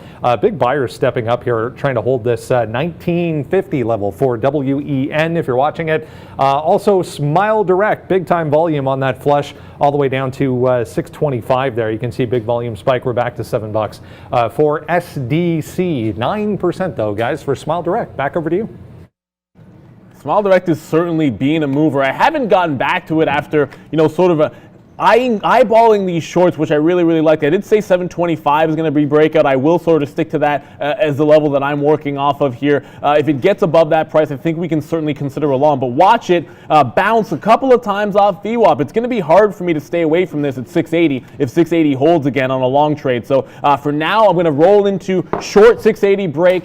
Try it out one time for a long. The only winning trade I have on Smile Direct, oddly enough, is a long, so I can't fight this one if it wants to rebound. It is down 9%, but you saw it put a bottom, and now it's holding the higher end of that morning range here. NCLH, Norwegian Cruise Lines, we did add back in this one. Our prices here is 948 in front of that 55. We want to see this one retest the low. Like I said, I just kind of wanted to stick with the short until it didn't work. Started at 10, added to it at a 980 break. Now we're taking this one in front of 950. So we've been shorting this all the way down, looking to see if it can continue this, hopefully all day long. I mean, that would be ideal. Yeah, that would be great. Peloton, I'm seeing some questions about that one. That's upside right now, 47. Wow, up 3%. Again, another coronavirus named Peloton moving around. Look, JP Morgan there, apparently Brennan gave us that news there. WFC no longer being acquired, talks in M&A. I mean, they thought that it was going down that low that another bank may have to buy them. So right now, JP Morgan would probably be that buyer. But down 83.71 now, looking at JP Morgan possibly breaking upside here, but the banks have been so weak. So I'm actually thinking about a short now in JP Morgan. And as I look, we have different screens up here. If you're joining us for the first time, we just don't look at, this is a 1 minute chart that I'm normally looking at for you guys on the show, but we do have daily charts. I like to use a 12-minute chart up there as well. So if you guys are interested in anything like that, that's what we're talking about, and that's what I'm looking at. So often if we're looking at other aspects of trading here, it's not just going to be one chart, 3, 12, 1, and dailies as well as the S&P 500. So a lot of things to look at. That's why our eyes are always bouncing everywhere, guys. Yeah, just someone might have asked a question of if we say in front of, what are we talking about? Most of the time we're talking about support and resistance, key levels that we've already called out. Make sure you sign up for that watch list because we will give out those levels and the names that we're following here. So if I say here in AIM that I meant to short in front of 350, and grab that short in front of that level and I get out in front of it like an idiot, that just means that's the resistance point, and I want to have my short position in front of that price. So 335, 330, whatever it might be. In this case, it's 325. So I've started it at 309, willing to add from 15 to 20. If it breaks 25, that's the level I'm short in front of. That's where my stop is going to be placed. That's where I'll accept that I'm wrong and take it out. We're not wrong in Codex. When that breaks 27, we'll get some more shares out. But for now, Brennan, what do you got? Here's one that was on our watch list this morning, guys. ALLO, Allogene. They announced some positive data on a non-Hodgkin lymphoma treatment that they're working on. Also got a number of upgrades, and I mean 5 or 6 today, and price target increases. So $38 here. It's been here twice this morning and rejected both times. It looks like might give you a test of lower prices for ALLO, guys. I gotta throw the confetti up here, but I'm gonna give a big thank you for like 2 or 3 days in a row. A lot of you guys in the chat have been slamming, what about Codex? Why aren't you trading Codex? Look at Codex. And today we finally give it its due. We're involved in the short, of course, missing the long. Throw that out there. Once it retook 28, you can see all the shorts in front of it. It's all about the reloads. I have been taking everything out once it gets to 27 and then flushes here in the mid 26, and 26 is your ultimate target. I just noted here, and I got a little more aggressive taking out in front of 26. that's just, or 27, that's going to be because I saw a big iceberg order, someone taking a bunch of shares here at 27. So instead of taking 1/3 off, I took a couple of thirds off in front of it. You're short here at 27.75. 70-cent win is fantastic. We'll take that one off. If it breaks 27, I still think it can give you $1. 28 is your kill zone. Just stick with that trade. It's been right a couple of times, so stick with it till it's wrong. Same thing in Norwegian.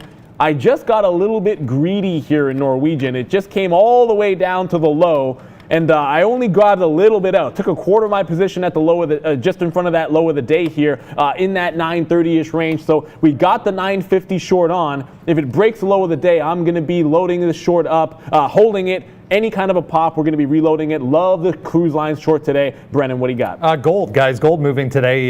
Just looking at GLD here, we just went from 161 to 163. Nice move for some of the gold names. Gold miners also in positive territory so far. GDX, an ETF, you want to have a look at those, guys.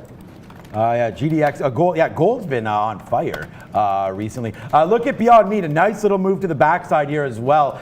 You know, we did get flushed out there. Obviously, it goes all the way to 131. Wow, what a great little support area down here that you had, 131, 132. Again, I ignored it because we were just cashing in the money on those CCL and AL trades, as well as Uber. But right now, yeah, what a great trade on Beyond Meat, now coming back in. So guys, watch your position here on Beyond Meat. Don't know where this one's going to go from now, but it's been a big mover today for sure. Beyond Meat, wow. Yeah, and look, I'm seeing consolidation here, which I like, over in NCLH. Codex will just go with, I don't know, jackpot, because this has been such a good one for us today. I did just take shares out there in front of 2650, so there's your $1.20 winner on the second short. Of course, it was bigger the first time, but I just told you the reasons why I don't necessarily think it'll be as good. I am going to take it one more time, at least if it gets back up to that 28. But not working out, at least this time not working out, it seems like, is that APDN. Look, we rolled into this short after a massive short the first time through $15, got out at 14 for a quick $1 win. We have rolled into a short again in that 13 area. It looks like it's holding, but I'm not going to give it past that 13.50 mark. We'll go tight stop, because if it breaks that, I do feel like we'll get a retest of 15, which is a much better price anyway. So that's going to be the idea with that name. The other position we have on and we just got into was AIM. Very sleepy, but we're going to continue to see if we can't build something in front of that the 315 to 20 mark with a 25 stop just above VWAP there. So all short still, believe it or not. That shouldn't be too surprising at this point. I am looking for a possible long in Smile Direct. I don't want to force anything on that name, especially to the long side. Yeah, 686. That stock's not really moving too much here, Smile Direct. So we'll wait on that one for sure. Yeah, Beyond Meat, just trying to find some levels here for you guys, doing a little bit of work to see, because I know that it's a stock that's very choppy right here today. And you know what, guys, to be honest with you, I'm not really seeing a whole hell of a lot here on Beyond Meat for right now. I mean, I like it if we do get back going here. And if the futures go, why not? 138 long Beyond Meat. I'm going to try that. So if you're ready to rock and roll with me, it'll be 138 long on Beyond Meat, and we're just going to wait to see if that one wants to come through or not. Roku, another name here, 120 coming up here. Good little level for Roku, 120 as we look at a daily chart here. Yeah, 119.60. We've already been to 120 today, traveled there and back down to 115. So again, a lot of these positions today, guys, is just going to watch the market.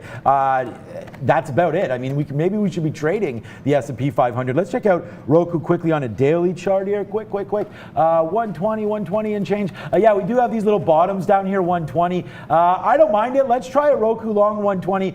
We do have some support. We're only going to give it about $2 on that long position. But if Roku breaks 120, I think we can get going. Look what happened here when the futures tried to break. Roku tried to go. So Roku 120 long, Beyond Meat what did I say for that one? 138, guys.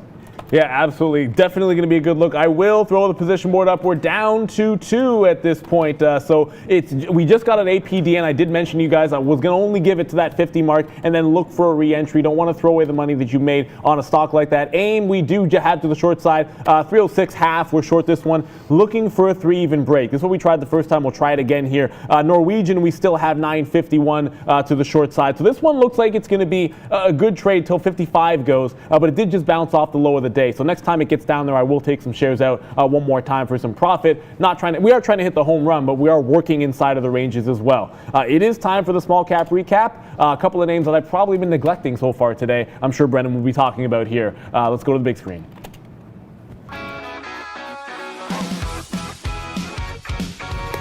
Hey guys, yeah, small cap time. There are a lot of them today. Nice to see a number of small cap names back in play for you today. If you like the smaller names, APDN, Neil just touched on it here, but we'll give you another look. Sean nailed this as well. It doesn't get much easier and cleaner of a move than APDN this morning. $15.50 and then $16. Both levels came into play in the pre-market. 16 held for quite some time and then finally let go. Consolidation underneath significant levels of resistance. Gave you all kinds of opportunity to be involved in this on the short side, whether you were working into a short versus these higher levels or waiting for this break to the downside. Could have hit that as well, all the way down to $13. So 50 cents. Yeah, that's a $2 move to the downside for APDN. Great mover this morning, back southbound. VTIQ, big crazy mover over the past couple of days. First day was opening lower, so I really like when that happens. You get a 3, 4, 5 day run to the upside. The first kind of red day right at the open usually gives you an opportunity. This has been an absolute chop fest, just working off of 28 here. Looks like we're finally breaking. Now that I'm standing in front of the TV, this thing is finally breaking to the downside, but got all kinds of chopped up on that one this morning. Still short some VTIQ, but looking like it might finally want to test lower prices finally for VTIQ. The other one I was looking at, this AIM Immunotech, bit of a slow kind of sleepy trade, but 350 up here, the level to work off of this morning. I mean, we were trading at 220, 230 yesterday. If it wants to get down to that point, might take all day, but lots of small caps in play today, guys. Back over to you.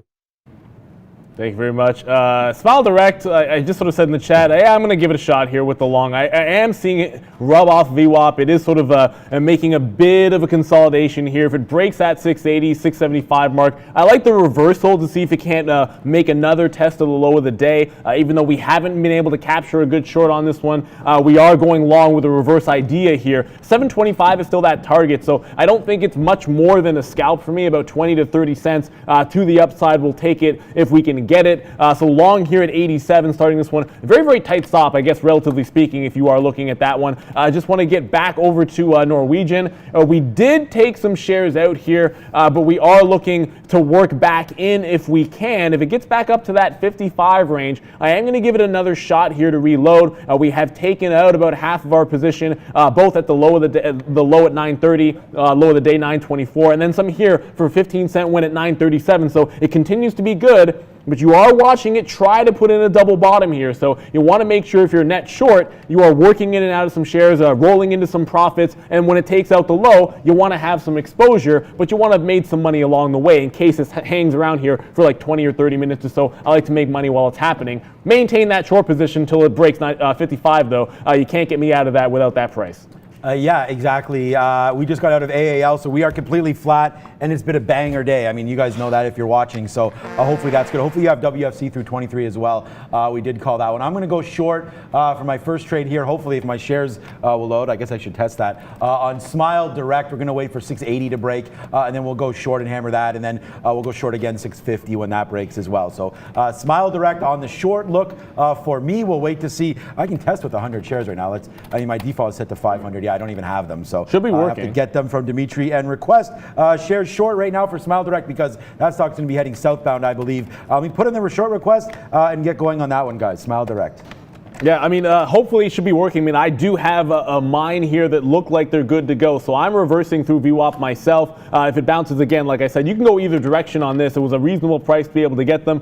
One other name that we want to definitely be able to get to here, we did talk a little bit about Tesla.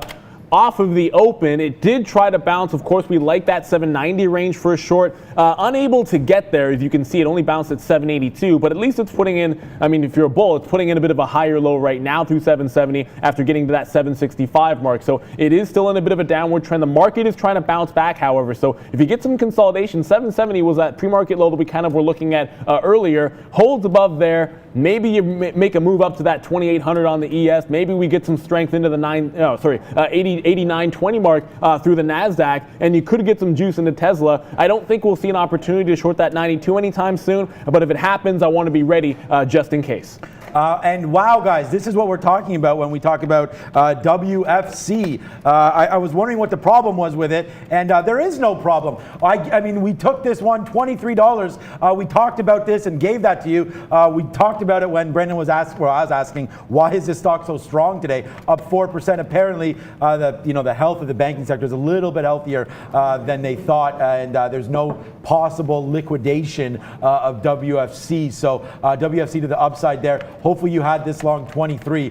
If you did, congratulations, because that's a banger for you as well. JP Morgan, obviously, another one. So hopefully you guys, I mean, we talked about going long on all these banks. Unfortunately, I don't have anything on my blotter, but the key thing is here, guys, we gave these stocks to you. Right now, I'm flat right now. I'm looking at Beyond Meat, hopefully breaking through 138. We'll talk about that if that does happen. Uber, let's check back on you. Yeah, not doing much. Uber, though, nice little ride on that one as it goes. And I heard in my ear the beautiful Brendan is ready. Okay, let's go. Easy though. Why not? Why not? Mara, guys, we haven't looked at this one for quite some time. MARA, 31%. This is late to the party. Just went from 80 cents to $1. Huge volume spike. They actually reported in the pre-market, but I guess no one was paying attention to this. But MARA, little blockchain name, moving higher. Riot, worth mentioning as well. RIOT, also very strong today, guys.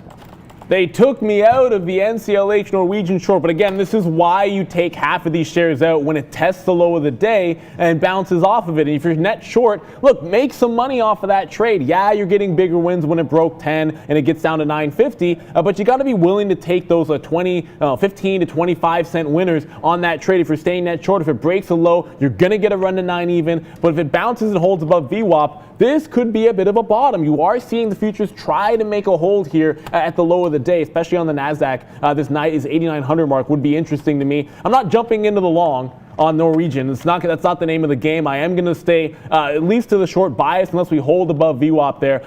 AIM is one of our last positions on. We did have that long reverse ID on Smile Direct we just talked about, but AIM still in this rollover position, right? So you've seen me sort of add to this one on the way through. It retests, fails, at a bit of a lower pop here at 310 instead of at 315. That's a good sign for our short here. Average price 304. That's where it's at. If it takes out this low at 292, that's when we'll start to look to take some of this off on AIM. First time we failed, got out in front of our stop when we should not. This time we're going to rectify that mistake, hopefully on AIM. The other one you guys have been watching, I know, was that Acre. It looks like it's starting to roll here. Below this 475 mark, it's a little bit range bound, but I think you can get into a position here and then look for a flush down towards that 4 even. So AKER looking like it's finally going to start moving again. Guys, I got to give some love to Carlos at Bear Bull Trader here. And as you guys can see, let me see if I can just get this up for you here. Carlos and me go back and forth here. We're going to go, we want to go on a cruise after this is all over on CCL because of all the money and amazing plays that we've had so far this year. So shout out to Carlos from Bear Bull Traders, their friend of the family, friend of the show there. Thanks for the love, my friend, as we go. And I don't know if any of you guys are familiar with that service, but we've had Carlos on a couple times, and nice to see he's watching us now, so that's a good one. Okay, as we go, yeah, shout out to Carlos and our friends over there. And yeah, Dax, another one. Again, yeah, that's a DJ Khaled. Yeah, we got more hits coming, guys. I mean, we feel like DJ Khaled here a little bit. AAL has been great. CCL has been great. Uber's been great. We traded some Bitcoin today as well. That's been great. So yeah, the love just continues. Thank you so much, guys, for everything. Make sure you hit that like and that subscribe button. I mean, I don't know what else to do because the show is free, and we'll be doing more for you guys here. There's one more thing that you got to do. Yeah. Sign up for that watch list. I mean, this. Sure. I feel like today, we didn't plan it this way, but this is one of those situations where you really wanted to be following along in the morning with the names that we're looking at, the levels. Maybe you write them down or type them in as you go through it and say, okay, on this stock, this is what we're watching here today. Those are the plays. It just helps to be organized a little bit, and it's free. Guys, that's the word of the day. It's free, so just sign up for it. Get it. It's a lot easier for you guys to follow on. Yeah, pretty good price. How am I going to get paid if this thing is free, guys? we need to discuss this a little bit more. Okay, we are short Roku here. Decent amount of shares. Let's go on Roku. Already taking out 20, 30 pennies. We're short 1850 on this name. Let's see what this one can do though. Roku hopefully to the downside. And there goes Smile Direct. We called 680. I gave you that trade as well. Here we go. Here's down 5 cents in the money. Not taking it, but Smile Direct, some southbound action here. Hopefully you guys have that one. We did get our shortable shares, so Smile Direct. Let's go to the short side here, guys. Smile, smile, smile. You smile, I smile. We all smile. Smile Direct. Let's see what happens, guys. Yeah, I'm not sure. So I did finally get into that one. A bit of a late trigger. We did talk about that reversal through VWAP. It bounced several times, Smile Direct, off of that. ALLO. I know some of you guys are watching. Someone said all-time highs. I'm not seeing all-time highs yet. 40 looks like the break to me. It's still $1 away from that. Obviously, it's making a gigantic push. This thing got as low as 31.50 in the pre-market on almost no volume. But the real break is clear level here at 36 even. And there's the move to the upside. Watch for that 40 break. If this fails at 40, I will be scouting a short out on this one if we can catch it. Norwegian, just looking at this one here, looking to take it short side once again at 975. It looks like a bit of a break opportunity. Smile Direct, I'm not sure why I didn't trigger to the short to the reversal trade there. Did it not break 75? No, it did not break 75 Okay. yet. No, not yet. Okay, so yeah, I took it through 680, so that's why Neil's still in. I'm in. Well, we're both in. One long, one short. One of us going to win here. We'll wait to see on this one. But yeah, some size there at 77. Look, if this breaks back upside, guys, we will go back up. So you got to watch out for here. It needs to crack through. It's not rocket science. It needs to break this rate here, 675, if that's going to work. It looks like it doesn't want to do that. So Smile Direct, I'm not in love with this short, but we still have it. We're going to get out 690. If that does break to the upside, Smile Direct. So that's our position. I don't love it right now. It should have already crashed through the 675. The fact that it didn't lets me believe that maybe this downside is not here, but we'll see. Smile Direct, 690 is going to be my out. And for those of you asking, yeah, we are short right here. Smile Direct. Neil Long, I'm short. Doesn't matter.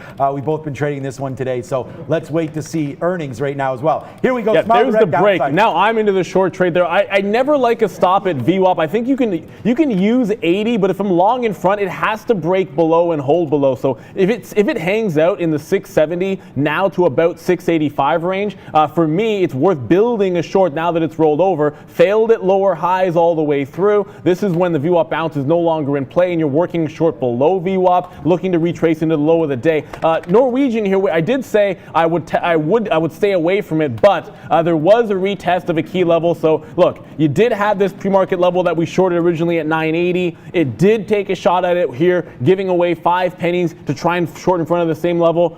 At some point, I think I'm getting close to it, I might start thinking about some longs. It's a strong double bottom that Norwegian just put in, and the last couple of shorts didn't go anywhere at all. So Norwegian looking pretty strong. 1010 is still the big level. We are watching that one closely, but we're still 30 cents away from that. So if it bases out at 960 to 70, we'll try a long trade into that 1010 on Norwegian.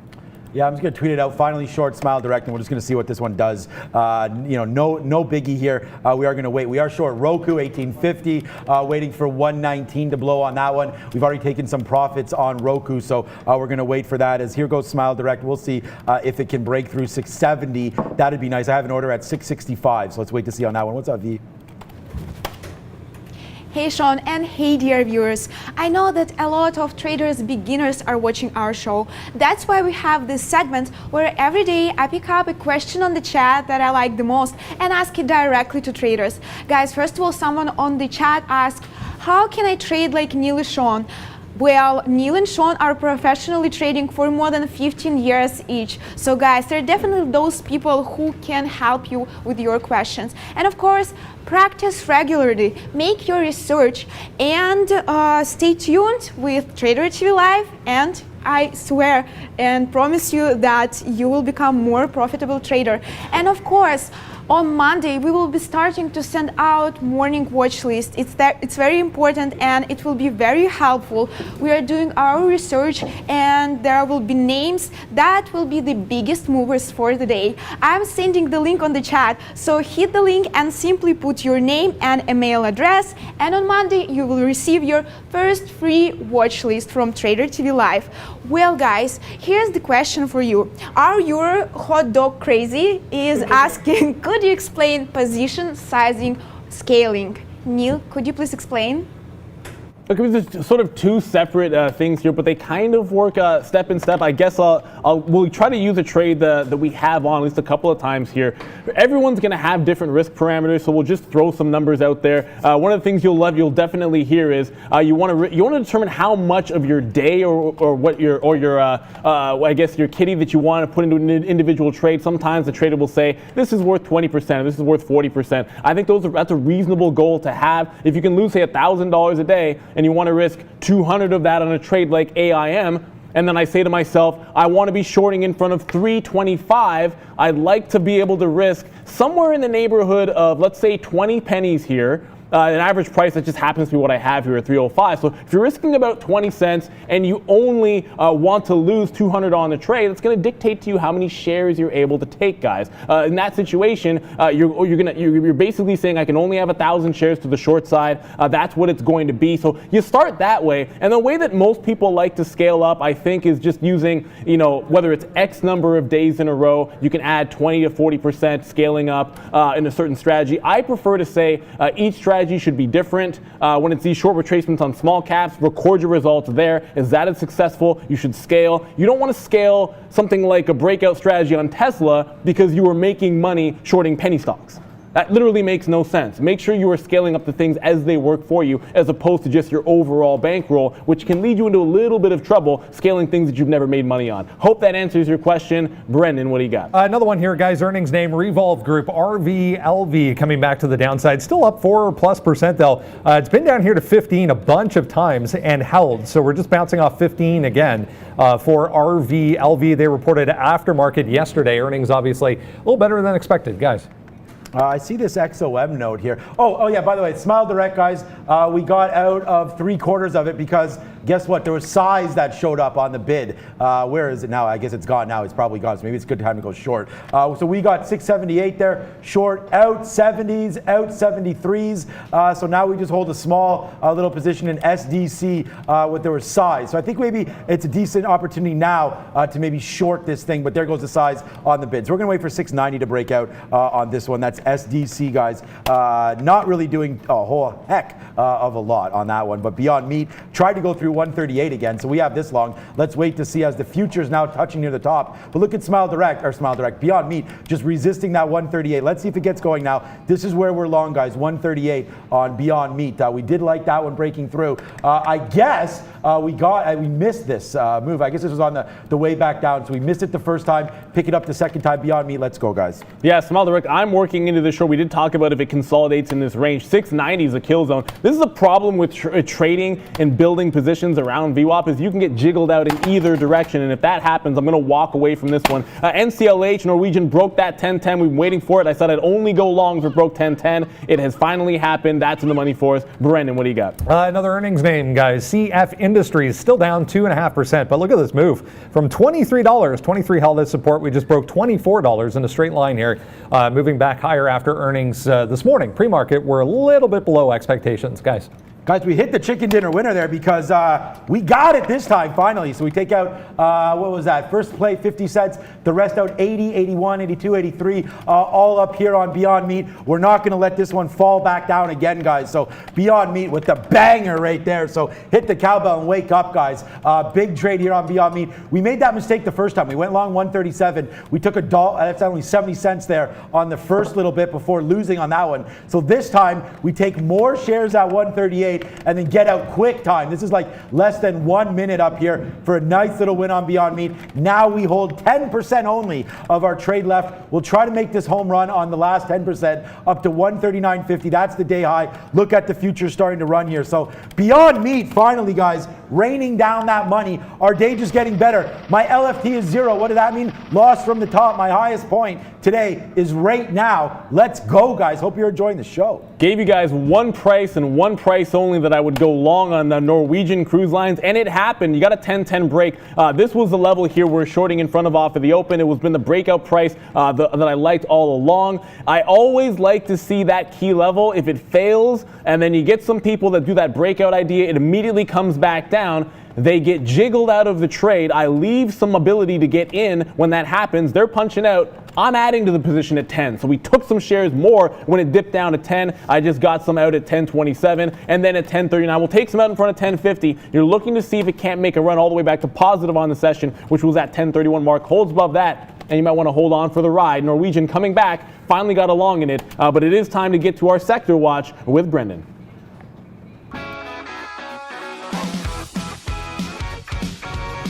Morning, flying by here, almost 11 o'clock, guys. We'll have a look at the S&P 500, see what is leading the market so far today. We do have a bit of a mixed situation so far today, even though we are down 0.8%. You can see in the banking group, here's the financials, WFC, CMA, USB, and RF, all nicely higher. Yeah, WFC 6% now to the upside. USB 2.8%, RF 2.5%, all nicely higher, offsetting some of the insurance names. Where'd they go? Down here, some of the insurance names, trust me, are in negative territory. Here we go, over here. Diversified financials moving around as well. So these two flipping back and forth as they offset each other. So the more significant ones are going to be displayed as the bigger boxes. So you're going to see these kind of moving around as things are still trading. Healthcare stocks are negative. Real estate stocks very negative today. Both the utilities and materials group over there in the corner also providing some negative pressure. Here's the industrial sector, the airlines I want to focus on here.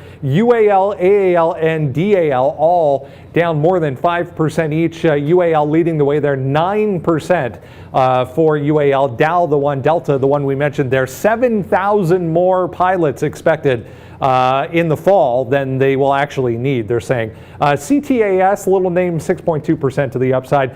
Tech stocks are also in negative territory outside of Cisco. We talked about that one, 5.2% after earnings. Guys, let's go back over to Sean.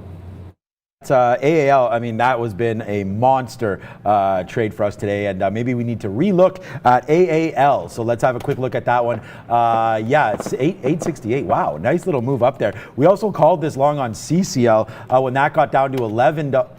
Was it AAL or CCL? CCL, when it got down to $11, now at $11.63. Hope you guys had that. I know there's some comments on the WFC banger. That was a big trade. I know you guys had that one as well. But CCL, wow, look at this, $11. That's where we got out of our trade. We should have reversed to the long. But wow, these cruise lines really taking off from these bottoms. Big time movement there in the cruise lines. So you may want to look to fade some of this out. I'm going to take a longer time frame look at this and see if we can't find some levels, because me and Carlos from Bear Bull Traders are going to go on some sort of a cruise. Let us know if you guys have been on Carnival Cruise before and where we should go. But I have to bring the family, so I guess I should ask the wife go to the Caribbean as well on that one. I'm just sort of joking.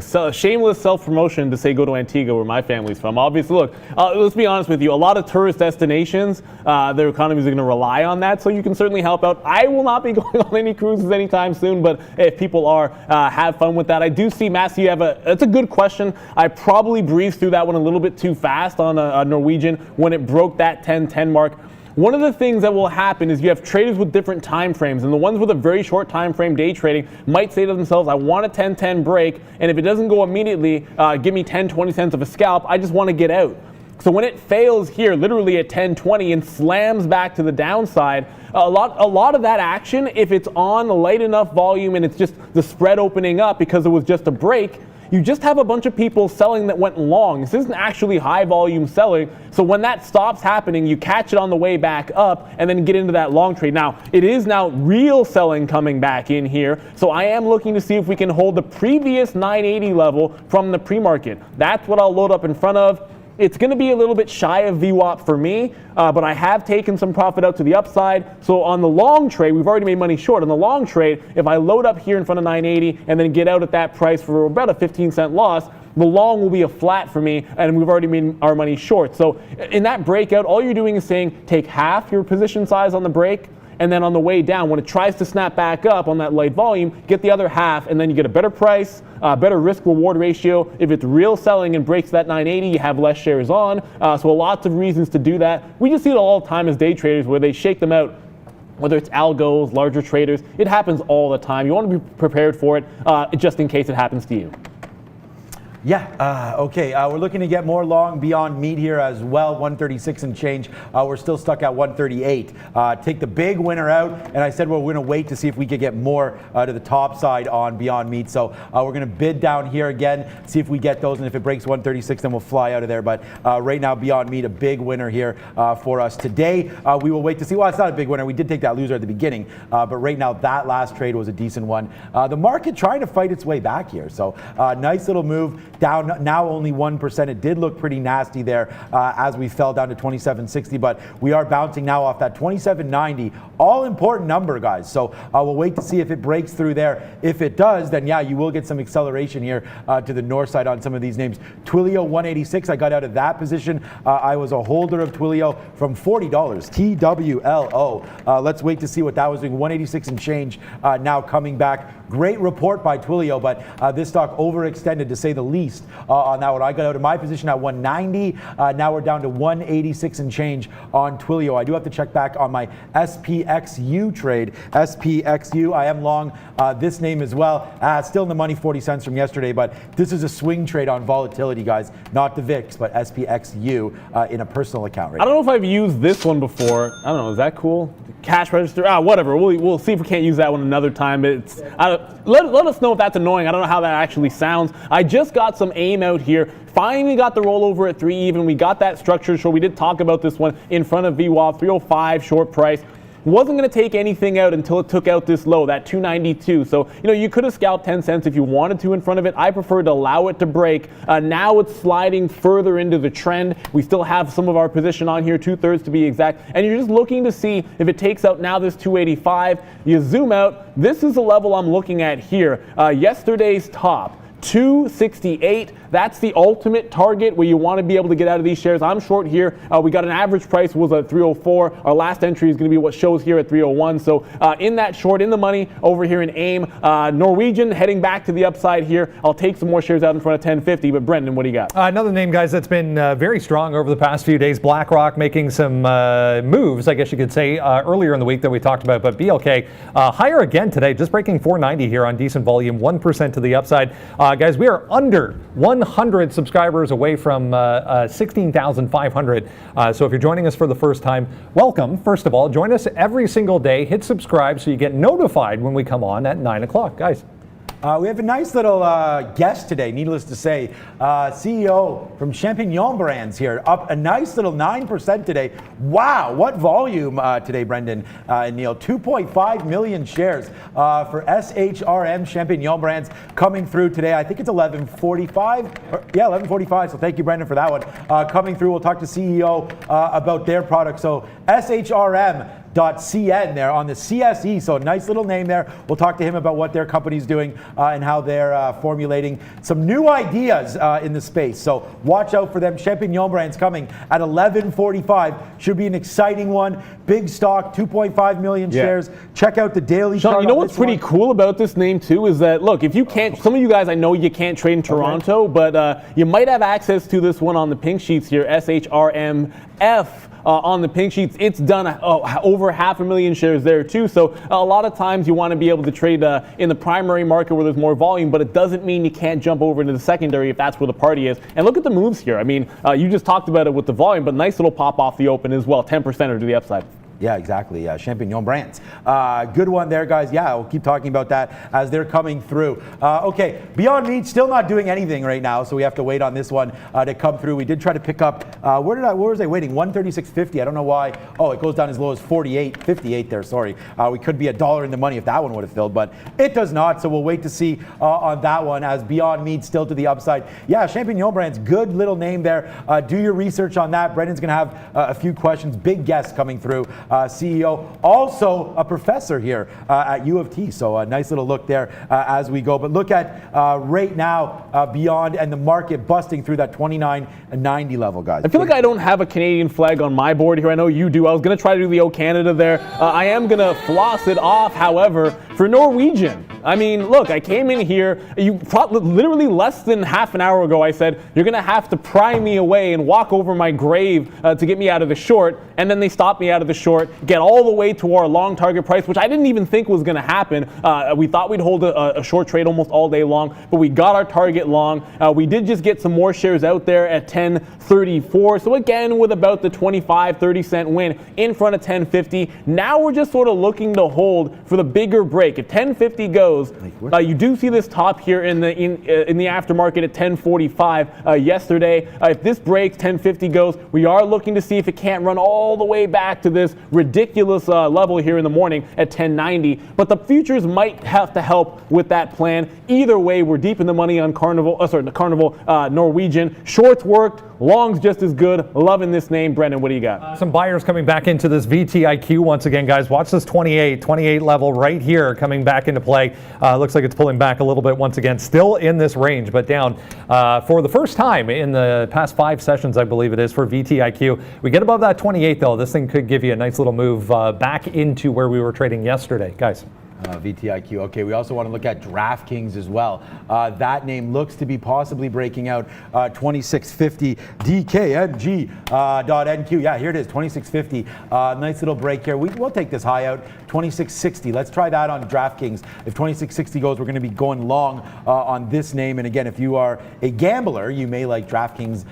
Good little website there. We'll wait to see if that can go. Again, a little disruptor spot here. DraftKings, been new to this game here. They just, I mean, look at the daily chart here on DraftKings. I know a lot of you guys look at that. We do want to look at Space as well. Virgin Galactic coming out, but $28 here is its high. So I don't mind it breaking through 26.50. The only problem with it is watch your shares. Like you have 10 cents spread or so. So don't use too many shares because you want to be able to get out. But notice that the risk on this is a little bit greater than normal on a $26 name, guys. You said a huge thing there, and my apologies. That question that I answered there, when you consider scaling and risk, you have to consider execution as well. So when you're talking about, can I even get out of that position under my risk parameters, you really have to think about it. So, when you're looking at, say, I'm just going to randomly pick up Beyond Meat because this is what what we have open, 20-cent spread, and look at how much liquidity is on the level too. Factor that into how many shares you're taking and how much you want to give it, because if you have such a large position that it's going to take you, 10 of these levels to be able to get out,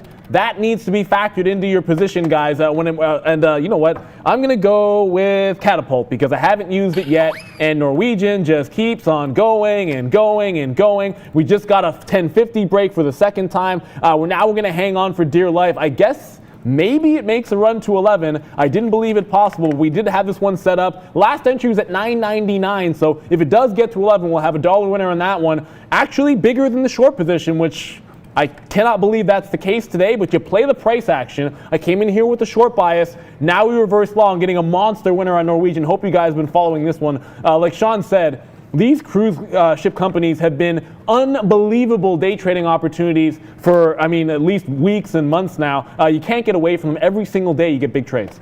Yeah, exactly. And we're huge on these already today. We could basically be done trading. So whatever. We're just right now hovering around. We're on now Donkey Kong here, DraftKings. We do take that long, 26.60. So let's wait to see what that does. We're actually got 65, so not bad. A slip of 3 cents. We'll take it all day, every day. Let's wait to see what DraftKings can do here today. George Soros in this name. I'll roll with him. A lot of people, 26.30. VWAP all the way down here at 26.15. Let's wait to see, man. It needs to go. You see the futures now busting out. So DraftKings hopefully long side here. We still are Beyond Meat long right now. We tried to get 136.50 and literally it went to 54. So we missed that one. But here it goes. A nice little 70-cent winner. So once again, cowbell if you want it. There's 70 cents on Beyond Meat, but we're waiting on this one. I still think we can test the high of the day, especially if the ES keeps going upside, guys. Brendan at the big board now. It looks like with Money Talks. Give it to us, Brendan.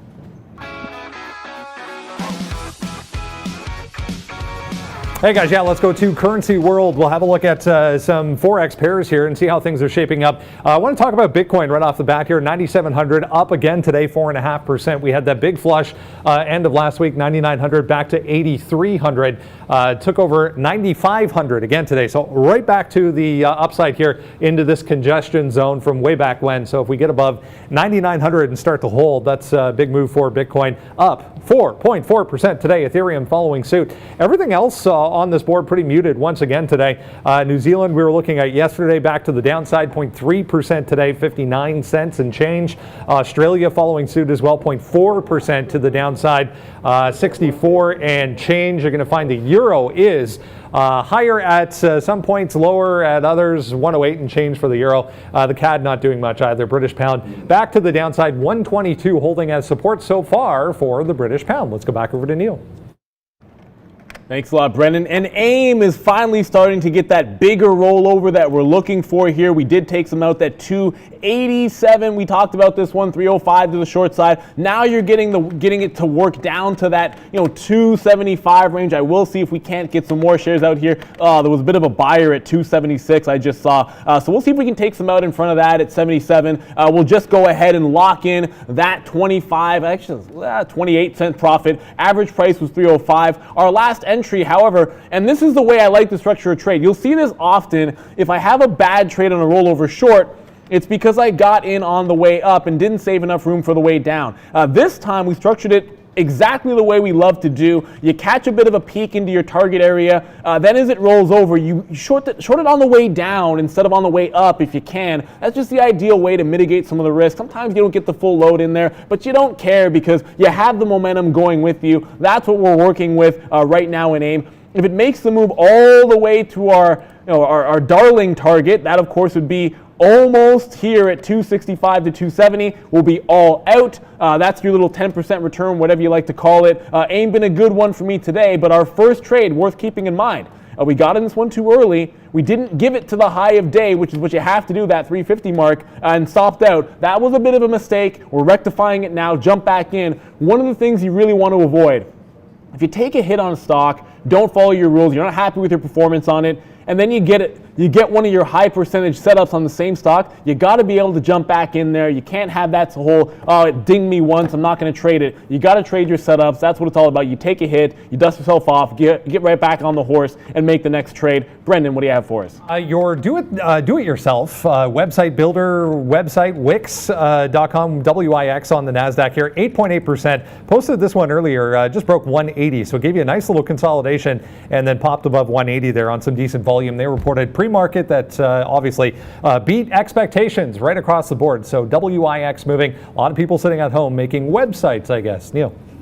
Hey, that makes a lot of sense to me. What also makes some sense to me is to look at this bounce to the downside on Norwegian. The first time it bounced, it got to 10, came right back. You see it hold 990. Is that a random price? 990 is exactly where that failed break at 1010 turned around. It holds that on the bottom. I didn't reload. Looks like we should have. This time it looks to hold above that 1010 mark, and we'll see if we can't reload in front of that as well. So what will end up happening is I have an average price of about 999, so 10 even. If we get some fills here in the 30 range, our price should be about 1010. You throw that in as a break-even stop. I can't even pick up the shares, it's moving so fast. But you throw your stop at 1010, it ends up being break-even. Then you look to see if you can continue this ridiculous trend to the upside. Double bottom put in. We're now playing long some of these pullbacks if we can get it on Norwegian. It gives you the gift short side. Now you're looking to play a long trend. That's breakouts, but also you got to play some of these pullbacks as well. You're not going to get a VWAP one, but you watch those key levels from before and then just kind of go long on any dip into them. That's what we're trying here in Norwegian. Still long at 10 even, however. That's in the money, 37 cents right now. Yeah, DraftKings are bouncing around here. I just went and got a refill because we're sitting here, my hands are freezing cold here, and my coffee went cold as well. So cheers to anybody. We just refilled. Oh, our merch is up for sale now. You guys can go to our website on YouTube there, and you'll be able to see a little merchandise section. You can get one of these cups. If you do get it, tweet me a picture of you and your new cup, and we'll throw it on the show for sure. Thank you to Rick yesterday for our guest audience member of the day, I guess. Today, a big guest coming through as well. I think it's Robert S. McIntyre from Champignon Brands, SHRM. Let's just call that up just again so you guys can do a little bit of research on this stock as we go. Big time volume, man. 2.8 million. We did talk about this stock here. It's a big one, guys. Making the move from 15 cents back in low March when we had Robert on initially. I believe we were in the 50 or 60 cent range. Now we're up to $1.34. Very interesting company. Very interesting things happening over there. So SHRM also available on OTC markets. But Beyond Meat tries to go, man. I mean, again, we were 70 cents in the money. I still have this bid waiting down here. Let's see what this market wants to do. Beyond Meat and DraftKings, two positions we have on right now. Over to the big screen with everyone's favorite Valeria.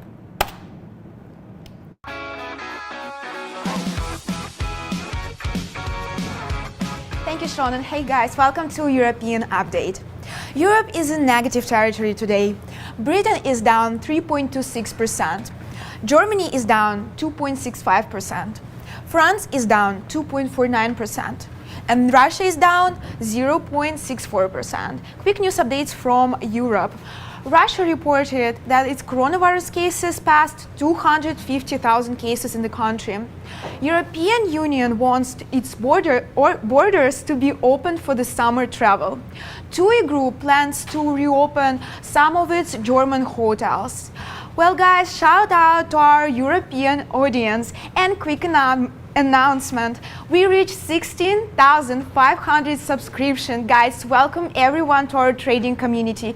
Hit the subscription button right now and join us every day from 9 a.m. to 12 p.m. Eastern Time. I'll see you later. Back to traders.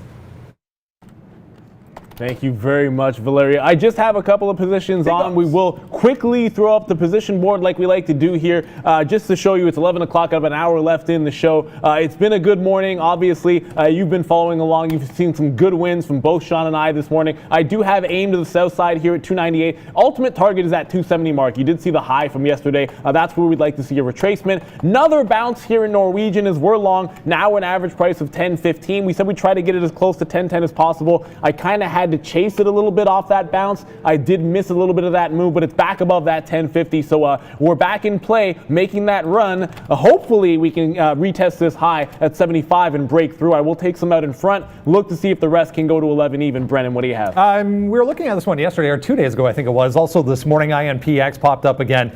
Big time move right off the open up to 134. Just breaking day highs here. If you're still looking for one, doing some nice volume. INPX, nice mover today, guys.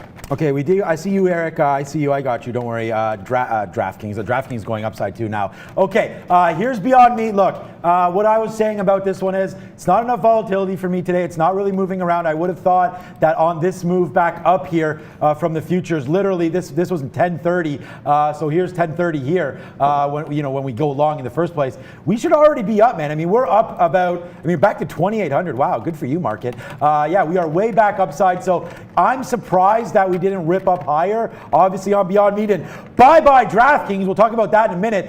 Your boy's got another one, another rainmaker on this one, cashing in the money on DraftKings. We'll go back to that in a minute, 30 cents in the money. But here we go. We laugh at this one. This one's also 30 cents in the money. But just to give you an update, I'm going to get out, guys, if we get it above 139. I just thought this Beyond Meat should have exploded by now. We'll take $1.20 if we can get it on this one. This is what we're excited about. Here goes DraftKings. We take some out at 80. Let's wait to see if we can get to 90. That's me sitting there at 94. And bang, there it is again. Chicken dinner winners. We know Neil likes chicken. He's talked about that today. There's another one for you, Neil. The bangers are in the building. We take the trades. You take the size. You get excited. And now again, the highest spot of the day is right here for me. DraftKings, FTW, air horn. Wake up, guys.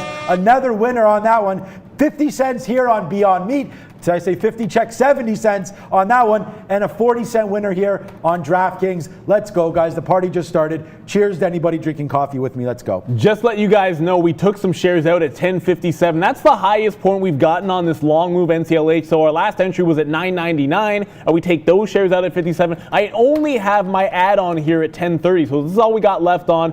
This is the pullback buy. We missed the first pullback. Apologies there. We grabbed the second one. I'm going to slide my stop stop up at this point. I'm not going to give this trade all the way to 10.10. We'll give this one to 10.20. Only risk 10 cents on this trade. Looking to take this one out if we can get closer to that $11 mark. Playing the trend, maintaining a position long like we did with the short, while taking some off for profit as it approaches some of these higher levels, guys. So we've worked this trade to the downside. You followed along. We're now working it to the upside. The same thing happening across the board if you watch this space.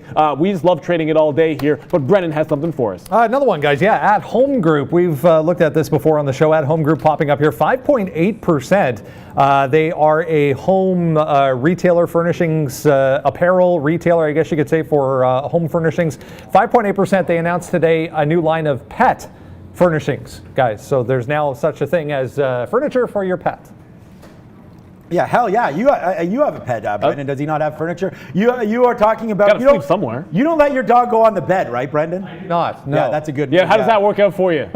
Does the dog actually obey that rule, Brendan? I don't know. Only when I'm at home.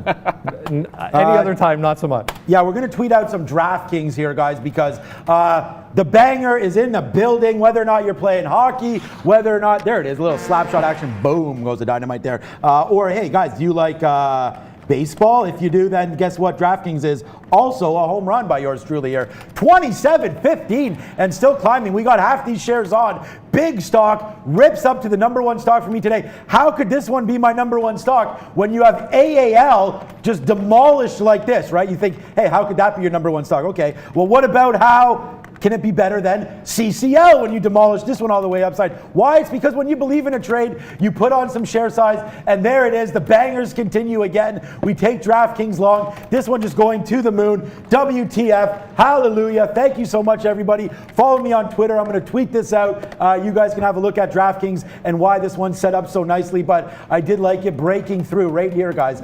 This little high of the day. Once that happened, we got some acceleration to the upside. Also, the future's helping. Oh, yeah, and by the way, Beyond Meat, another chicken dinner fake winner. We're going to get out here hopefully soon. 139 and change. This is where we want it. We want it out before this high of the day. 139.50. Bang with us every day, guys. Trader TV Live. Hope you like it. Hit that subscribe button. I really hope you like it. We talked all about these ones open to the show. Every single name, I do believe we talked about at 9 o'clock. I have not traded something that was not on our watch list yet. It does happen from time to time. Not today. Norwegian, we're all out. We can rewind the tape. 110.10 got taken out. I said we're going to work this trade in front of 11 even. You can see the pre-market action.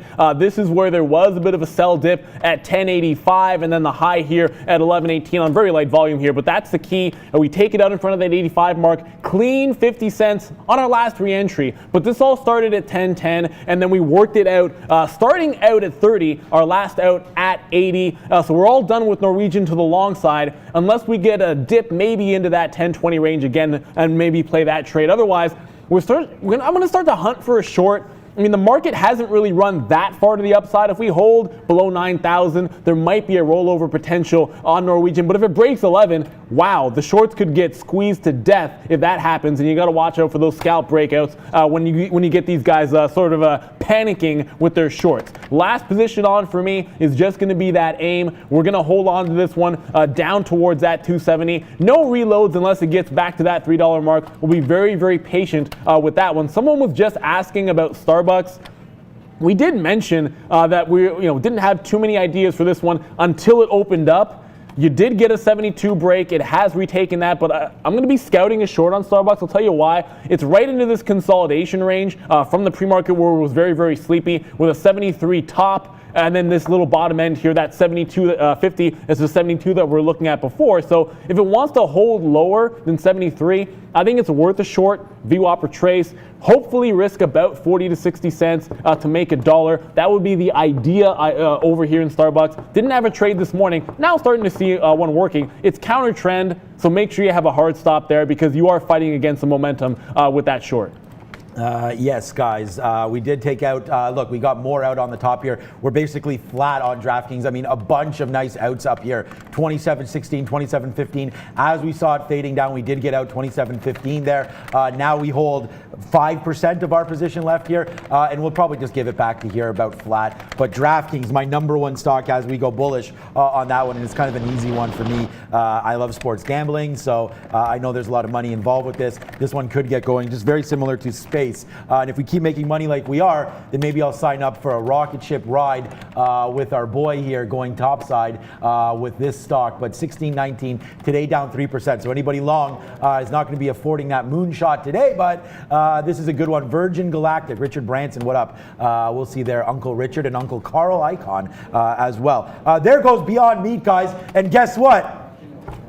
It's a floss time there. Sorry, Marcus, if your headphones got blown off there. But once again, bang it out. We take that $1.40 winner right there. So we talked about hockey before. We talked about baseball hitting home runs. And there's a little free throw that we don't miss very often. A nice little runner there. 139.25 out on Beyond Meat. You see the long bang it out here real quickly, man. 80% of our trade was out here for about a quick 70, 80 cents when we first took the trade. And then bang it out here for $1.20 on the upside there one. There's another winner for us, guys. Floss it off.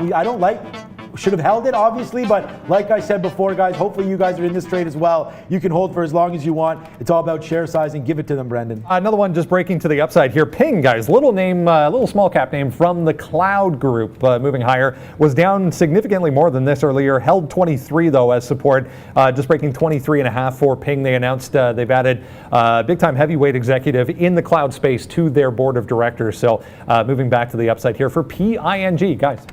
PING, eh? Okay. Just checking out on some of these Canadian banks like you were talking about. It looks like they came back from the dead here. RY, as I was looking at that earlier, Brendan talked about how negative they were today. I mean, look at this. They did sure as heck came back from there. $80. This is when Brendan brought it to our attention down here. So shout out to Brendan. I have a little Brendan thing that someone made a while ago. We don't really like it too much. If I could find it. There it is, Brendan. There it goes. Shout out to Brendan coming through. What in the actual? I actually don't think I've seen that yet, somehow. There it is. That's we've seen it. We've used it a couple times, but there we go. Brendan, good call on Royal Bank. That's why you want to watch it. Yeah, look, Square, guys. Square is kind of near and dear to my heart, and I'll tell you why. I actually got Square at $35. Like, I wish I would have loaded that up huge. Picked up Square all the way down here in my own account at 35. Dumped some the other day at 64, 65. But now we rip to the top side here, 75. Square was one of the best pickups I had as well as Disney. I love Square, but just because we have it long in our personal account doesn't necessarily mean that we like it long as a day trade. But I will take the 3% today and put that in our pocket. Any retracements back to 75 even is a great long on Square. You do have a nice little bottom here of 75. We'll probably take some back here, 75.25, and give that one some space. But wow, Square definitely fattening the pockets here in the old investment account, guys. Yeah, I'm actually going to change up a little something on Starbucks here. Just sort of noticing, if you look at this rollover, it is a strong move. That little breakthrough VWAP here, definitely a pivot at 71.50, limits the downside action before you run into some support. So what I want to do is tighten up the trade a little bit. So we'll start it here, still same way. We already have 37 short. We'll add to it in front of the 60, and we'll go with that tighter stop out. And then I think it might be a reverse if it gets down in front of VWAP and buy this puppy at 71.70. So instead of thinking you can get a dollar winner, see if you can get a 50-cent scalp and reverse to the long side trade. And then on top of that, I think 72.60 could be a bit of a breakout as well in Starbucks. Just a little bit stronger of a setup than I think I was giving it credit for. That's how I'm going to rework that trade. Don't give it to 73. Look for a 72.60 break and then run that to 73 if you can. Otherwise, reversal at 71.70 in front of VWAP. We're short right now at 37s. We still have AIM short. That one's in the money for us. 20 pennies, so that's a pretty good one there. We are in the money on Starbucks, but I want to see it go down. About 50 cents is my target for a win. Guys, punching WFC in the face here, guys. Wow. Give any love on the chat here if you guys did have that. Hey, Rupesh, how are you? Hello, guys. What about that? Here we go, guys. I just saw Rupesh on the chat there. Okay, guys. WFC going long here, $23. Again, we gave that to you. I asked Brendan again. I won't hit it again, but we did have that idea. I said, why in the world is WFC going upside today? We talked about that at 23. Told you guys maybe to look at that. So hopefully you have that name, WFC, alongside another stock, though. Look, I can't just talk all about the winners well, I could, but all about the winners that we have here. But JP Morgan, another one that I bought in my own account. This stock not doing well. Some of our buys, though, around here, 86, 88, 89. Check out JP Morgan, though. Many stocks, guys, this is a daily. Many stocks have bounced. I mean, almost V-shape. If you check out Apple, Tesla, we just looked at Square there as well.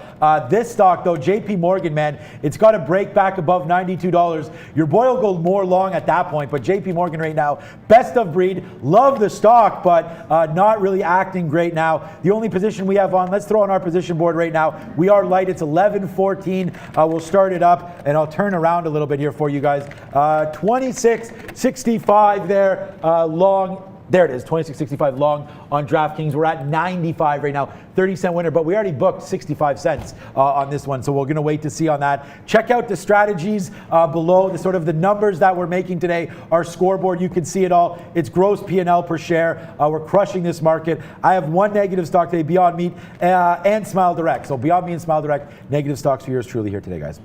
I'm going to say Smile Direct is a bit of a thorn in my behind, too. I'm going to review how we bungled that one this morning. It's been all good except for that one stock, but it is time to kick it to our good friend Brennan. You can't keep him waiting. Guys, we've had a whole bunch of small caps related to the virus news headlines, vaccine-related names moving around today. This one, however, Gilead, not really doing much. Just notice, though, 76 here, big-time level for Gilead. If we get below that, might give you a trade. Tight little consolidation forming above 76. So if we do break higher, watch out for the 77 to be tested at some point as well, guys.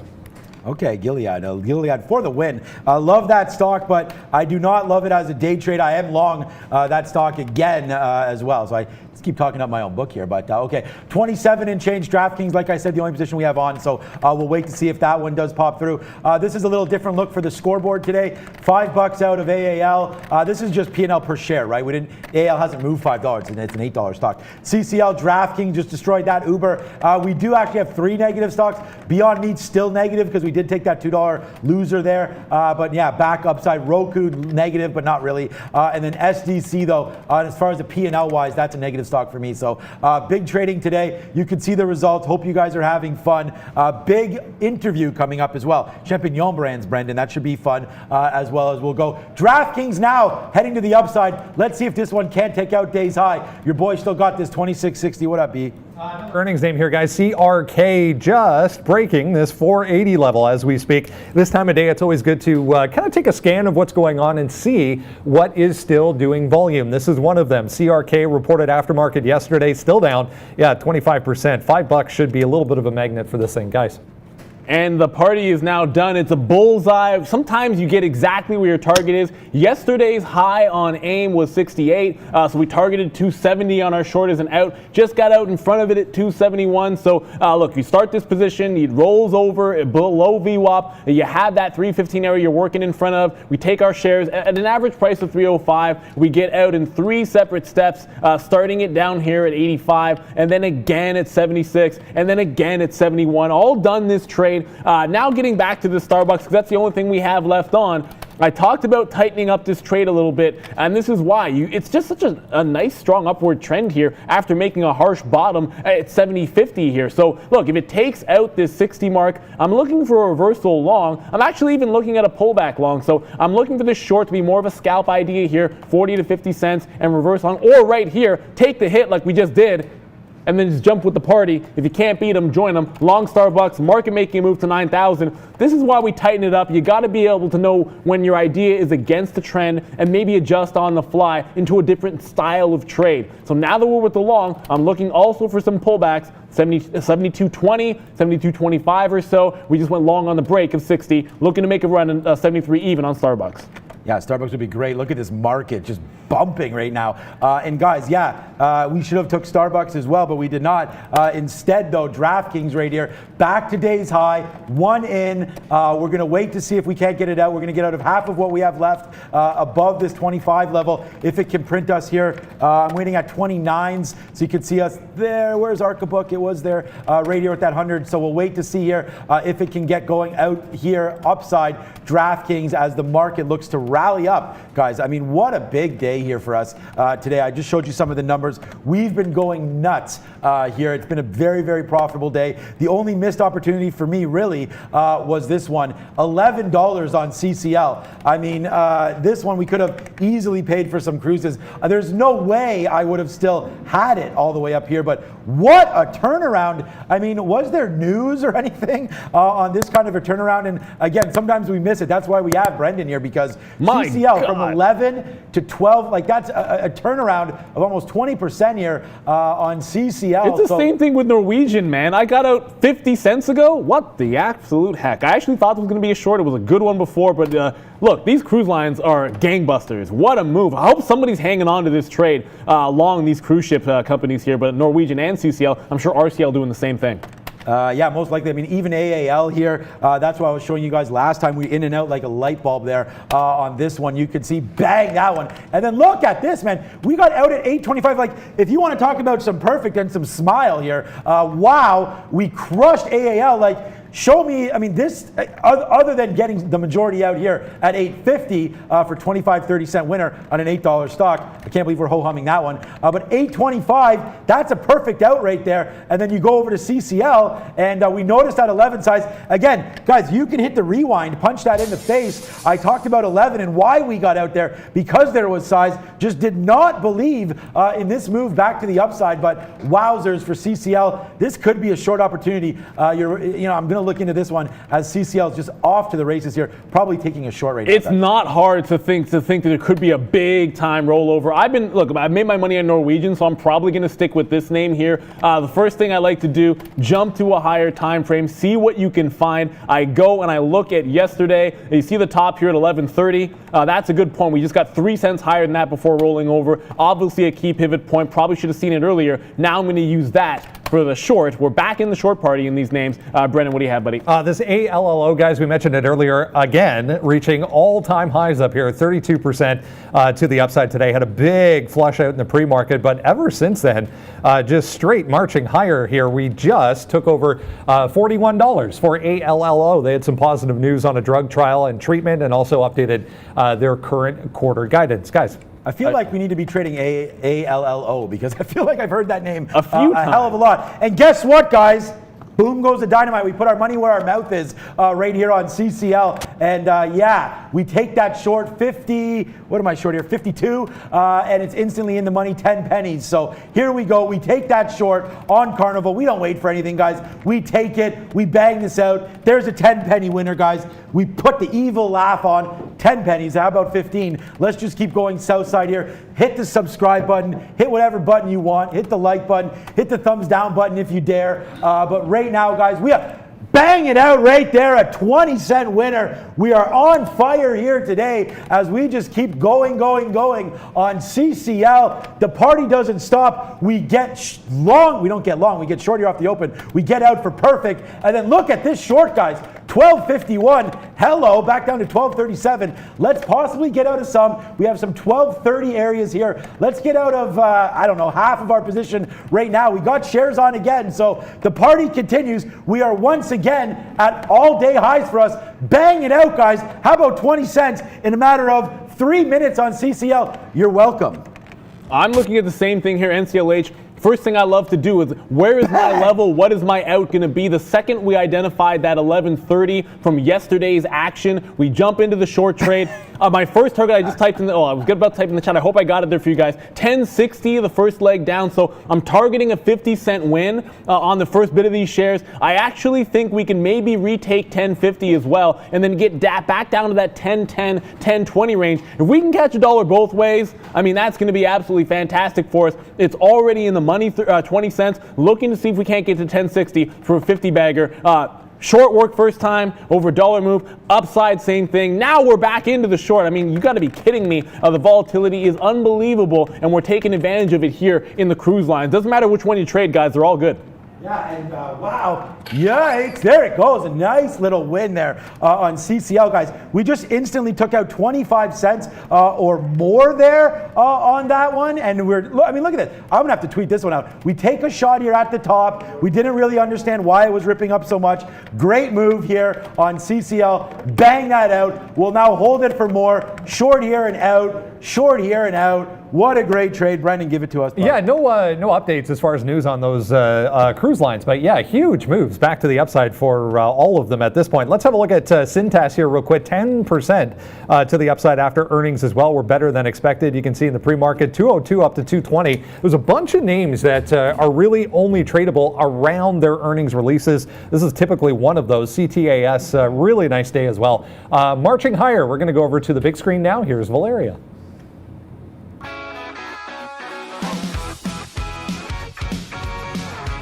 Hey guys, welcome to In Focus. Quick news updates in case you've missed. Boeing customers, including General Electric, canceled orders for 108 of its 737 MAX jets in April. Twitter will allow its employees to work from home forever if they wish. If they don't, they can return to offices when it's safe to do so. States across the US continue to reopening their economies.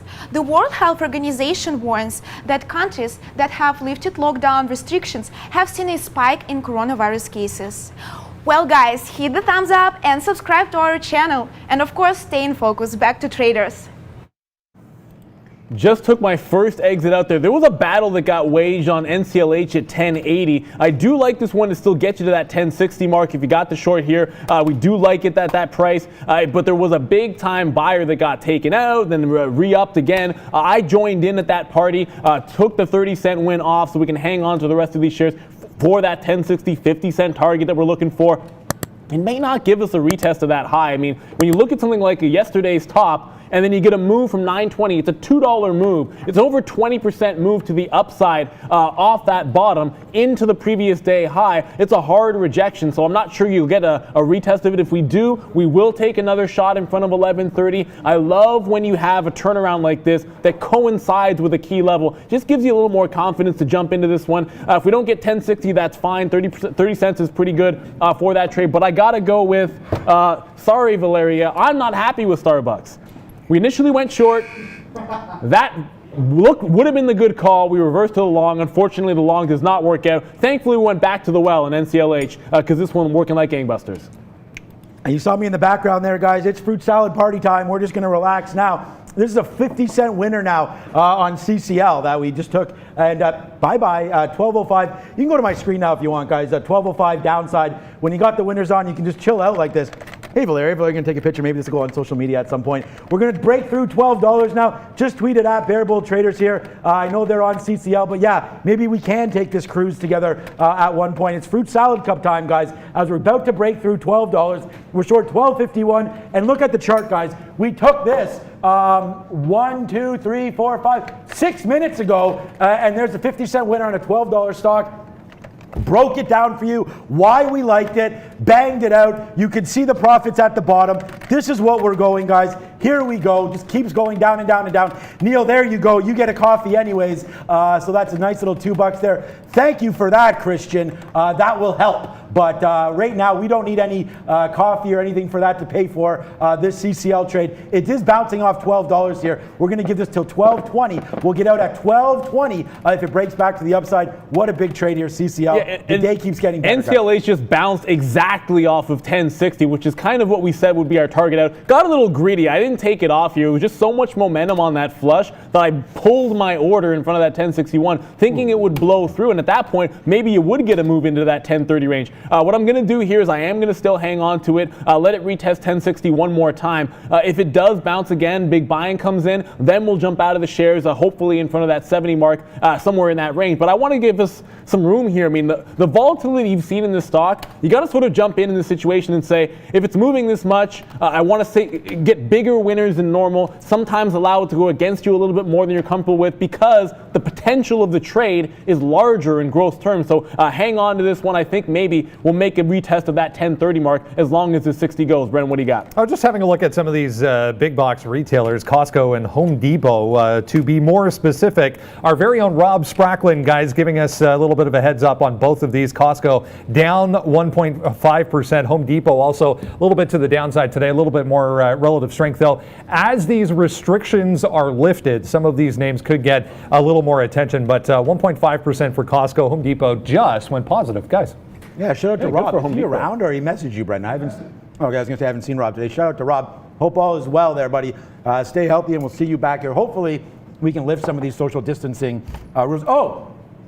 Big announcement coming today from our premier. Hopefully we get phase 1, whatever the heck that means. Looks like maybe outdoor restaurants. I know Hyde Park's going to be open. We'll take the dog there. Love taking her to the dog park. She's never been yet though, so we'll have to wait to see. I got a cockapoo, 8 months old, I think. So yeah, she's to die for. Maybe we can get a picture if my wife's watching. We'll show that to you guys as well. But okay, CCL, remember guys, 12:20. If we get out of that one, that's where we'll be dropping it on. We do have a big guest, Robert S. McIntyre from Champignon Brands here coming through. I'm going to call up their stock real quick, give you guys a little bit of a look.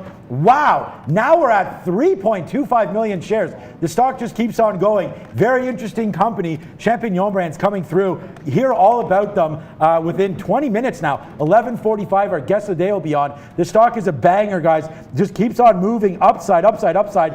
If you're trying to hit some home runs, look at this, 15 cents, guys. Bang, all the way up. This is since early March. So March, April, May, you got about 2 months here, and it's like a 7-bagger. So we're very excited, very interesting company. Wait to hear about them. We have them coming up in 20 minutes with Brendan. Little ones, absolutely. Have a look at Champignon Brands there. SHRM on the CSE, Canadian Securities Exchange here in Toronto. SHRMF on the OTC in the U.S. Afria, I wanted to mention Afria here, guys. Huge volume spike just the last couple minutes. We broke through $3 all the way up to $3.15. I noticed ACB doing lots of volume today in Toronto as well, guys.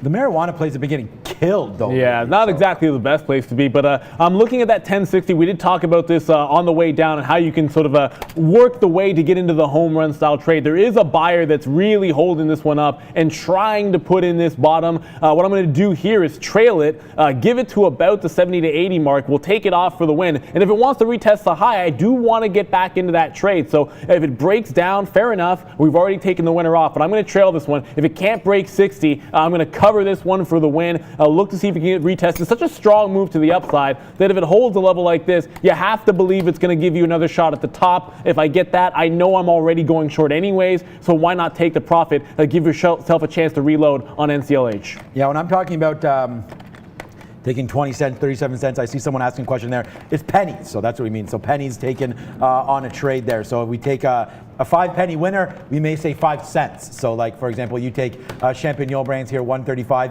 you get at 137. We would say that would be a 2-cent winner, but that's how it works out now. Thank you, Daryl. Great call there. Great out, man. You took 37 cents on that. That's a fantastic play.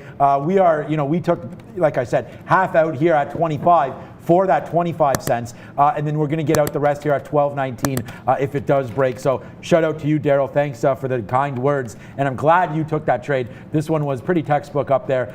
If it broke 62, you could get out. So you give yourself like 10 cents worth of room there and just tank that all the way back down. So great little look there. Thank you guys for the love on that trade.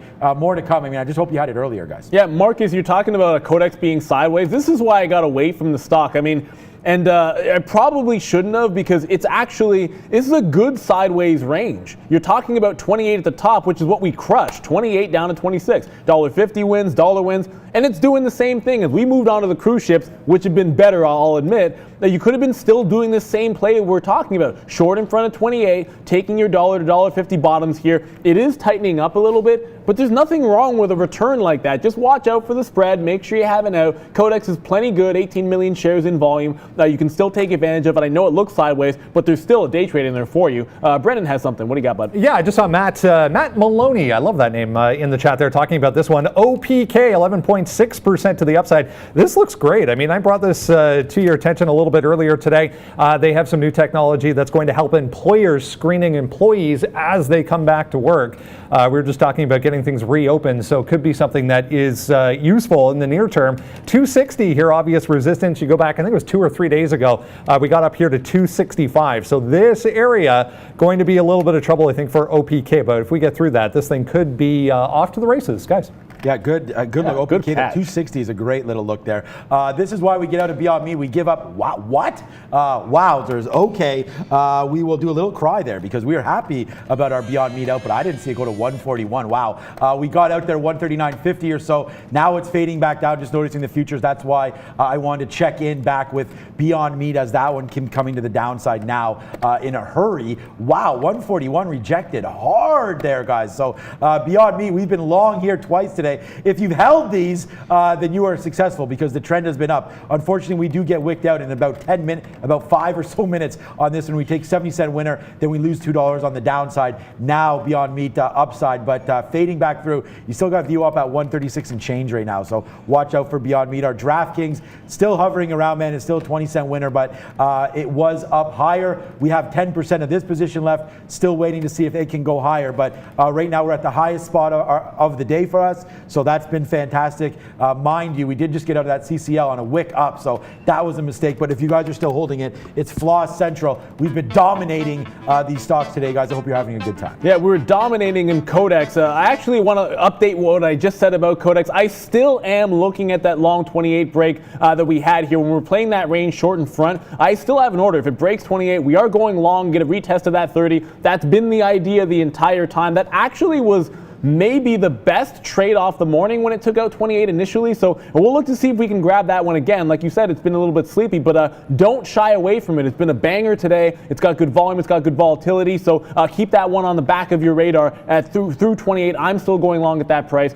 Brendan, what do you have? Nice look for this one as well. Another earnings name here. One Life Healthcare, 12%, just breaking out to the upside through $29 here on decent volume for One Life Healthcare. This is now all-time highs, guys.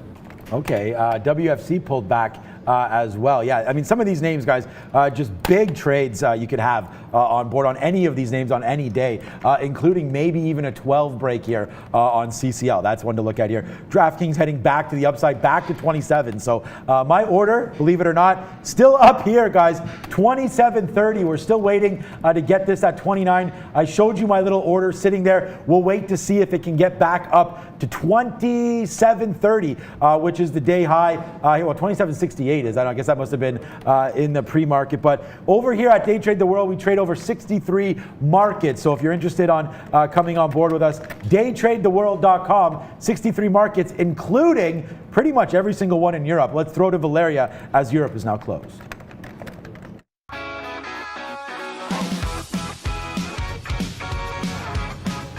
Hey guys, welcome to European Update. Europe closed in a negative territory today.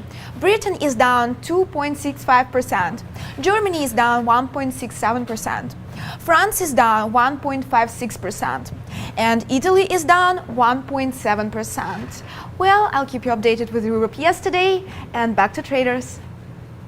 Okay, that was quick. That was quick, but sorry, one name that we haven't traded today, Cisco, was earnings, guys. Right at the top of the range here. 44.58 is the high of the day. It tried to break through that. Bit of a failed break. 44.45 the previous high. If it can't take that price, I'm going to roll into a short with a reversal long 44.60. So Cisco holding a lot of strength here, despite the fact that the market hasn't gotten back to positive. You are seeing strength in Cisco. Watch for that top end breakout. We can try scalping a short, but otherwise it's a breakout long at 44.60. We just took a little bit of a tester here on WFC, small. I was hoping really that we'd get back to VWAP because that looks pretty sweet to say the least, because you do get some consolidation back down here at 23.12, 23.20, evidently right where this VWAP is. So look, it's a small position, and the reason why is I told you how basically this stock has been just falling in a hole. I don't have to show you the chart again, but if you're just joining us now and you're like, what are we talking about with WFC? Look at this stock, guys. $55, $56 back in December. Obviously, we know coronavirus is in the building, so that one comes all the way back, not in this building, but comes all the way back, maybe not, comes all the way back down here, $23.60. Now with a big green candle upside, was down obviously from the top here, couple 50% retracement all the way back to 25. But right now we are trying to get going here on WFC. Apparently, maybe there was talk, and I did hear this yesterday, about some possible M&A acquisitions here. Apparently, that's not going to be happening, and that means good sign, because if they're going to merge with somebody, it's going to be pennies on the dollar. So WFC back upside today. We're going to take a shot. We're going to give it to 23.50. We always do that, man. Even 50-cent levels. No big deal here. We took a shot. It's 11:38. We do have Robert S. McIntyre coming from Champagnol branch. That's going to be a fun one in about 5-10 minutes, guys.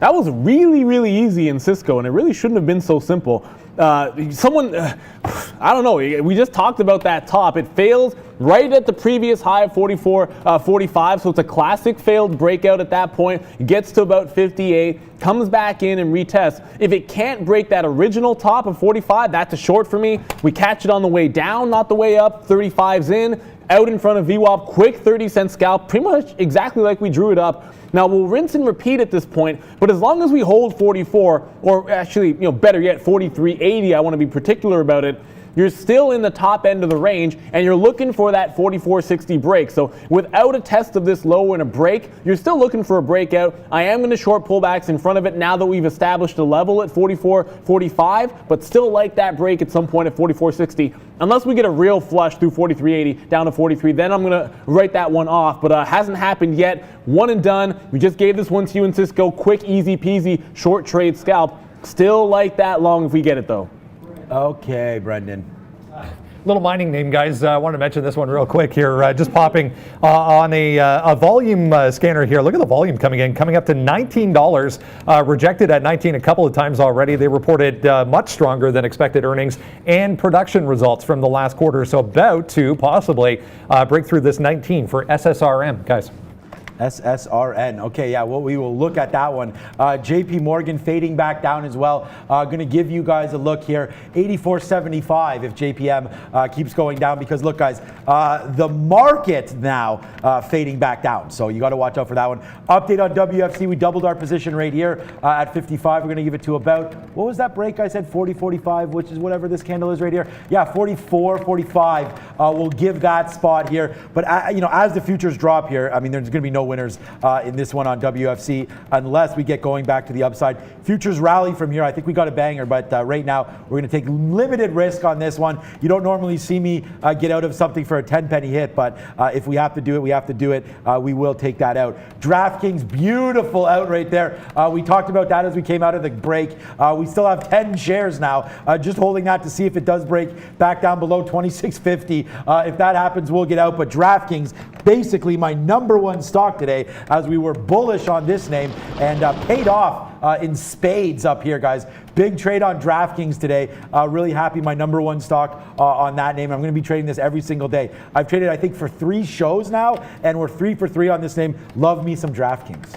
Yeah, Brendan had just mentioned OPK, and what a call it was. This is why he's here bringing you these names. You get this higher low, exactly the setup almost to a T that we saw in Cisco just now, and it makes the nice little retracement here, but it's bounced off of VWAP a couple of times, but it's doing some consolidation in and around it, so you get picky with your prices, because 245 instead of 250 does look like the point at which you might want to start picking some shares up on a bit of a long, scalping in and out. This is one of those situations where you're probably not going to win more than 5 or 10 cents on OPK, so you got to trade it accordingly. It's not going to be exactly like Cisco, which looks like it's continuing to head southbound. So the conditions under which I said I'm not going to be looking for the breakout is a takeout of 43.80.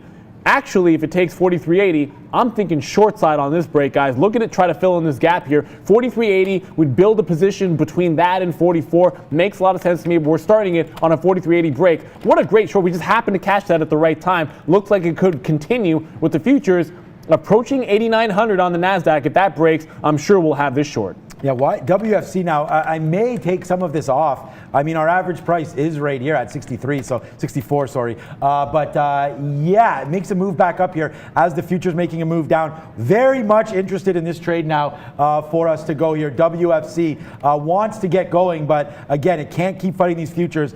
If the futures start ticking up, guys, watch WFC. If you want to get even more aggressive, wait for this price, 23.85 to go long on WFC. It looks like it wants to go. I really do like this. Let's hope we can get a banger. Right back to flat now. We've averaged in on this one. I'm going to see if we can't get some out, 23.85. Let's go, WFC. This could just top off our day, guys. Brendan. Just saw this Jack in the Box, guys, little restaurant chain operator, Jack in the Box, JACK on the NASDAQ. Huge pop here on volume. They reported aftermarket yesterday. Earnings weren't that great, but look at the volume that just came in here.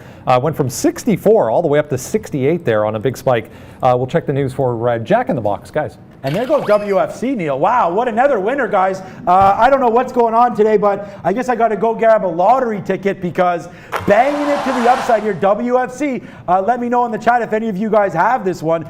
Big trade once again happening right here. I doubled up the position down here at 23.58. Now we're back to 23.77. I see on the chat, these guys are monsters. Thank you. I'll take that as a compliment. Hopefully these trades are monsters for you as well. Here it goes. It's only 10 cents right now, but imagine what happens if these futures keep going. We have taken out 20% here for that 10%, so 10 cents. We'll wait to see if it goes upside here. We're trading not retail. Well, we are trading direct to market here, so we do have access to all of these liquidity pools, and we don't pay to trade. We actually get paid for adding liquidity. So big time moves to the upside. 23.75, 76, 77. WFC, Neil. It's another cowbell banger. 79, 80s, booming that one. How do you like them apples? Good trade here, Neil. Yeah, I like that trade for sure. I'm thinking to switch things up on Cisco. I was going to wait for the 43.80 break. You can see that level. It's been the bottom of that top end range. But if it gives me a chance to short it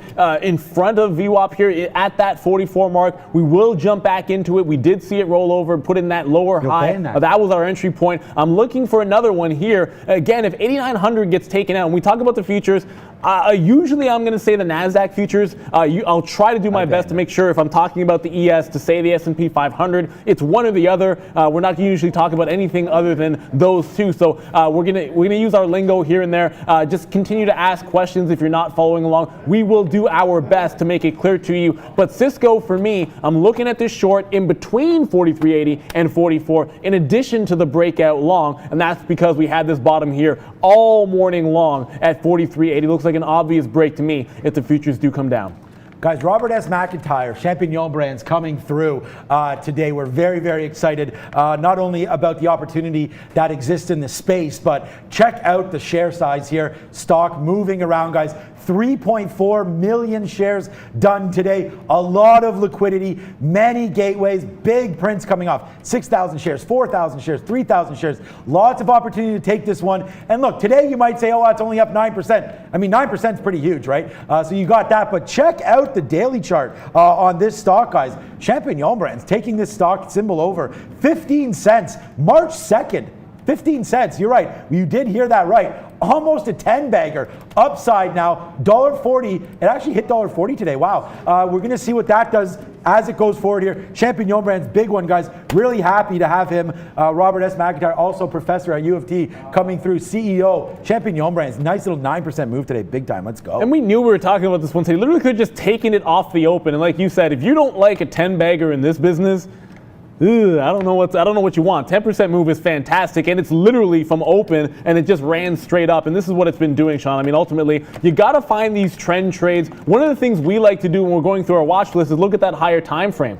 If a stock has been trending up, you want to use that to your advantage. It's good to have levels. You don't want to get married to your bias, but it can certainly help you out. It's been happening with whether it's Carnival, whether it's Norwegian, whether it's RCL, it doesn't really matter. Any one of those names came in with a short bias for me, and that worked out for us, to be perfectly honest with you, but it turned into a long and then reversed back into a short. So we jumped shorts, reverse long, back to the short.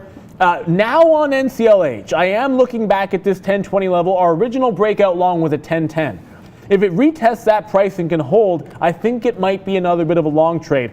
We did grab that Cisco. It's the only thing I got left on. I am eyeballing NCLH here at the 1020 mark. That's sort of the 1010 to 1020 area that we'd look for consolidation. If it happens, fantastic. That's the condition under which I go long. That's the only way I'm going long again here in NCLH, if it can hold above VWAP here. But Cisco already in the money a couple cents. I'm looking to add to the position on a 43.80 break. So I took some shares in between 43.80 and 44. I will add to it at 44, but I'm also adding if it is a breakout to the downside. I don't really have any targets, but there was some chop here off the open in front of 43. That could be a nice little area to get to. Probably need the help of the market to bring Cisco down. It's been strong all morning long. Yeah, Cisco, I mean, that was a missed opportunity off earnings for sure. I can't believe how that one blew up there in the morning time. Cisco, big time trade. WFC also right now, guys, we're long down here, 23.58 plus this. Our average price now, 58. So we did get out of this part here. So we're going to wait to see now. That's 10 cents winner. We got the best out there, 79 off this move. I was pounding the pavement. So once again, guys, let's explode the money. It's been a big day for us, and we have even a bigger guest. Very interesting space still to come. Champignon brands. We did talk about the symbol. We wait. I'm not going to talk about it anymore. Brendan's going to have that for you guys really soon. Thank you for all the subscribers. Thank you so much for all the views today. We had over, I think it was almost 2,000 viewers at one point. Big time happening. 17,000 subscribers. Thank you so much. Our watch list is now out as well. So join the club on that one. We're super excited now to throw it over to Brendan for our guest today. Pay attention here, guys.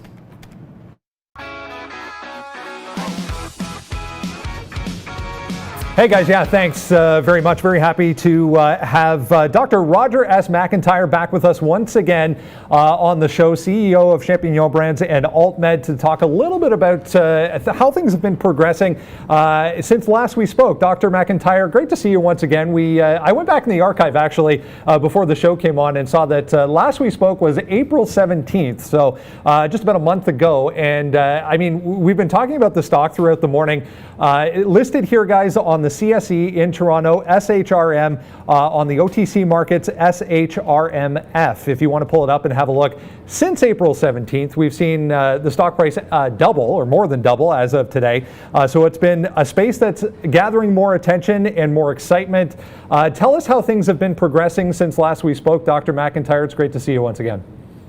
Brandon, good to see you as well. Look, some things have stayed the same. We're still at stay-at-home situation. But on a very positive note, there's been significant change. A couple aspects I want to underscore. First, I've been privileged now to be named the CEO of Champignon, something of which is not just a privilege, but an exciting opportunity as we now, in fact, really move to the action mode, really putting in action what we've been saying all along. We are going to expand capacity. We're going to expand capacity in key markets in the United States with our recent acquisition of a center now in California, just south of Los Angeles. I want to back up and also mention that we've also, in fact, now had a bought deal we've made very public. And I think it really, really speaks to the fact that we have something which is very unique. With Champignon, we talked about last time you and I were having a discussion. I said that we have a vision. The vision is, in fact, to create now a center in the United States and multiple centers that are going to deliver ketamine to treat adults who have depression with positive cash flow and a positive balance in these programs. We said we're going to have between 5 and 8 clinics before the year's end. We've already got one this week. And what I also said to you is that we have an intermediate plan, and that is to create our own products for people who have depression and related disorders in-house with our own R&D capacity, not just in Toronto, but at the centers we're going to be developing in the United States. So I think, it's one thing to have a vision, but I always say a vision's a hallucination unless you can turn it into action. And we, in fact, have now turned into action very, very quickly with our acquisition in California in late-stage discussions with centers in the Northeast of the United States as well as the Southeast that are going very, very, very well. So I am thrilled. I'm thrilled we can increase our scale and capacity in such a short time frame, and especially thrilled that we're now moving to protocol development with some of our own ketamine-related products and as well as our psychedelic-related products. One final point, Brian, I'll just mention, I mentioned, when you and I were chatting last time, that we have a very unique situation compared to any other scenario I've observed in 25 years of doing this as a psychiatrist and as a person involved in drug discovery and development. And frankly, the word is disintermediation. We've taken out all the intermediary. We don't need to outsource to clinical research groups. We don't need to outsource to other intermediaries, first of all, to get patients for us, to conduct our research, to execute our research. We're going to do it all ourselves. We have all the capability and all the capacity through the HR we have. Clearly, people are hearing what we're saying. They're as excited about it as we are. And like us, they want to see action, and they're seeing it, and they're following us with us. Yeah, you mentioned a lot of great points there. Let's talk about some of the products. I want to focus in on some of the products that you mentioned and the significance of being able to manufacture your own products without having to outsource, obviously reducing costs. Also want to get to the new centers opening up in the U.S. I think that's a huge point in this space because of some of the regulatory hurdles and some of the challenges that that does raise. But is there a timeline that investors might be interested in hearing about when it comes to some of these products that you mentioned?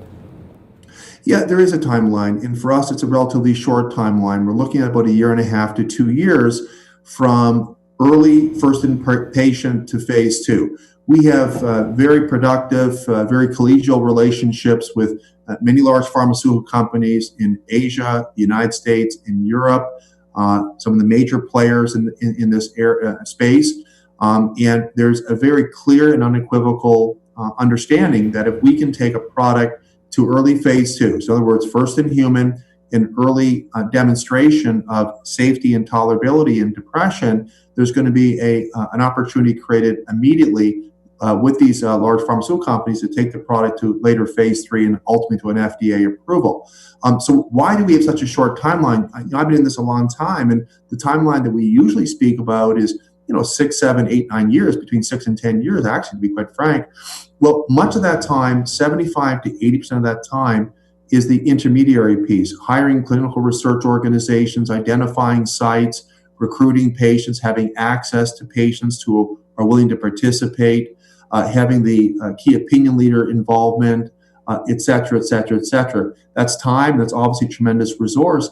And we can simply just bypass that altogether because our center, and we mentioned this last time, Brendan, our center has not just the infrastructure, not just the human capital, people who are doing this and doing this with the biggest footprint in the world, but we also have access to one of the largest pools of patients anywhere in the world with depression. So this for us is extraordinary. And the other part about this, just from a kind of a larger societal perspective, Brendan, is that I've observed in over 2 decades many potential medications for psychiatric conditions that unfortunately didn't get across the finish line. And they didn't get across the finish line because the ball was dropped. I often use the example of a rugby game. You see the team running down the field with the rugby ball. They're passing it off to one person, the next person. And look, the more you pass the ball off to somebody else, the more likely the ball is going to fall. And that metaphor is apt. And the more we can take away that type of intermediary, the less likely balls will be dropped and less likely assets with potential will get across that finish line.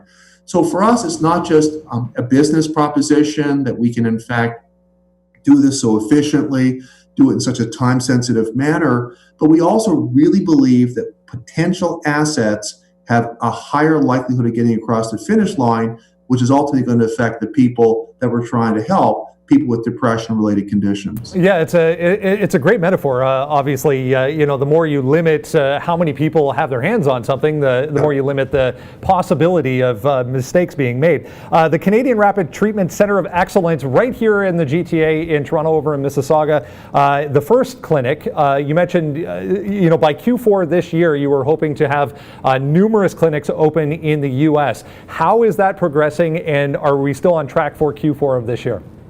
We're definitely on track. In fact, we're ahead of time schedule. Right. We already, this week, have really come to terms of agreement with a center in the Los Angeles area that'll complement not only our larger plan, but also, in fact, we have many significant relationships with people in the California area. Just as an additional note, I'm a professor at University of California in Riverside, not too far from that program, and we see a lot of synergisms there. We're on track to acquire between 5 and 7 approximately centers. We're in very late stage discussions now with centers in the north and southeast of the U.S., that is the New York area and Florida area, and it's going extremely well. I think what we're also witnessing in terms of the landscape is, look, this is obviously a very unique time we're in with the pandemic. I can't think of a situation ever, certainly in my lifetime, where the mental health of the population has ever, in fact, been so prioritized. And what we're talking about is getting people better, getting them better fast, and getting them back to work as fast as we can. That's resonating. It would have resonated before the COVID-19. It just amplifies even more now.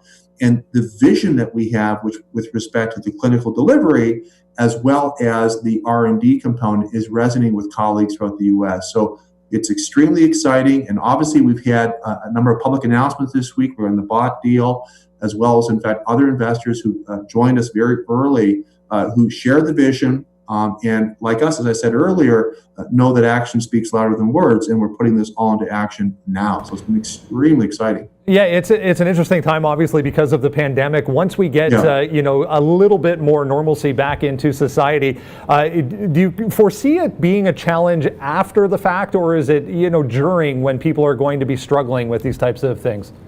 Oh, it's both. We talk about the so-called echo pandemic. In other words, there is a agreement, frankly, not just in North America, but around the world, that this is the greatest assault on mental health ever recorded. We are already seeing a massive increase in rates of depression and suicide and anxiety, trauma, PTSD, drug and alcohol abuse, in what everyone agrees is an unprecedented event. What I call the triple threat. It's not just the fear of a virus, but there's tremendous employment insecurity, tremendous financial insecurity, as well as the quarantine, the long-lasting effects. So, look, economists will have all kinds of opinions as to what the economy is going to be like post-COVID, but what everyone agrees is it's not looking very pretty. Look, I want to be very clear, though, Brendan, we didn't need COVID-19. Depression is the most common chronic disease in society. It's the most common reason people can't fulfill their role. This is only just taking it to the next level. So what's going to be really prioritized, not just by patients, not just by the governments, federal, state, provincial, and local, but also, in fact, by the private sector, is mental health. And I don't think anyone's unaware of that. That's very, very clear. And I say unfortunately, that's not a short-term event. This is going to be an event for the foreseeable future, as the fallout of this is only beginning to be appreciated. We mentioned the products angle coming in the near future. We mentioned the expansion, into the U.S. with new clinics to come. What is the next kind of step for you, Dr. McIntyre, when it comes to these tests and testing in general? Is there a branch off into another type of medication, or is there a branch off into a new treatment that might be the next step? It's a great point. We are fortunate that we have the capability of giving people treatments now for the depression. This is ketamine-based therapies. It's innovative. It's a new way of providing care. People get better at rates we've never seen before within a week, and we're getting them back to work. That is already happening. We've got a positive balance in terms of our cash flow with doing that, the model we have, and that's going to be repeated as we grow and the scale expands. Where, in fact, we're really excited is to get the R&D off the ground. As I said, we're already putting pencil and pen to paper, and we're creating our protocols right now for some of the early studies. We're looking at some of the derivatives of ketamine. So just for your audience, Brendan, ketamine is a interesting molecule. It has offspring. It has metabolites. Ketamine also has relatives to it. So there's relatives and there's offspring to it that we can actually commercialize in an IP way. We're looking at that internally through our own delivery devices. Secondly, we also have our own commercialization capability with some of our psilocybin products. Now, psilocybin has little ways to go. Little ways to go for us means about 1.5 years to 2 years to get it to early phase 2. And that's something that we're going to be growing all at the same time as we're expanding our ketamine offering for people now who are depressed, who are seeking out this type of novel treatment. So extremely exciting. And for me, I think that for us, the big impact for us as an organization is going to be on the R&D side. As I said earlier, I really strongly believe just like the way ketamine was developed in the United States, that we got a high probability of success with very high quality experienced people working with us and been doing this for 20, 25 years. And with that, we really feel strongly we have a high chance for success of taking a candidate molecule, again, a ketamine derivative or psilocybin, to early phase 2, and then we'll begin to partner again with some of the organizations internationally I talked about in the pharmaceutical area who are very interested in organizations like ours taking it to that level. I want to make sure we really highlight the significance and the attention that this space in general is getting, even over the past few weeks. I mean, we mentioned just since April, since the last time you were on, we've seen a really impressive move in the stock. I want to actually bring in Sean here, one of our traders, to have a look at the liquidity in this stock and the actual move that we've seen over the past couple of days. Nice to meet you, and thank you so much for the education. On our chat, a lot of traders very interested in this space, and we want to thank you for that once again. What a week you've had, and congratulations on being announced there, taking the CEO role as well. 93 cents up there. We're up about 30-40% this week, but I did want to also highlight, Doctor, just how big this space can be. And of course, we're not going to ask, and we're not going to talk about future prices or where we're heading here, but there's a lot of love in this space. And you can see March 2nd here was when you guys started, I guess, the takeover of the name. Upside here, 134 and more to come. A lot of us traders very excited, but more importantly, the volume, 3.4 million. It really does show that there's a lot of love on the street for this idea as well. So not only does it seem like the science you have behind it, but there's a lot of love for this name, and we're very, very excited to continue to befriend yourself and have you back on the show as well as soon as we can. But a lot of love for the name here on the street. I know a lot of our traders are talking about it, and I think the key thing is, and I think you've just hit it there on the head, especially with the pandemic, is education, right? I mean, the more people understand how we can grow, as people, and how we can get better and help some of these very, very key issues, that's really the important thing. But we just want to bring it back to the stock a little bit. There's a lot for this, and you can see just now bumping up another penny. Thank you so much for everything you guys are doing. I think this is a wonderful space. Thanks for all your comments, and I agree with everything you just said, and always good to be with you guys. Great. Thank you, Doctor. Great stuff. Yeah, Dr. McIntyre, I don't want to take up too much of your time. If anyone wants more information on this, and I mean, you alone have been published in 600 articles when it comes to mood disorders, where's the best place for people to go to get more information on this? Well, frankly, as you said, you could just go on Google and type my name and you'll see lots on, but you can go to our website at Champignon Brands, and that'll certainly provide some guidance there. And certainly stay tuned to what we're doing. It's happening very quickly, and I'm very, very excited.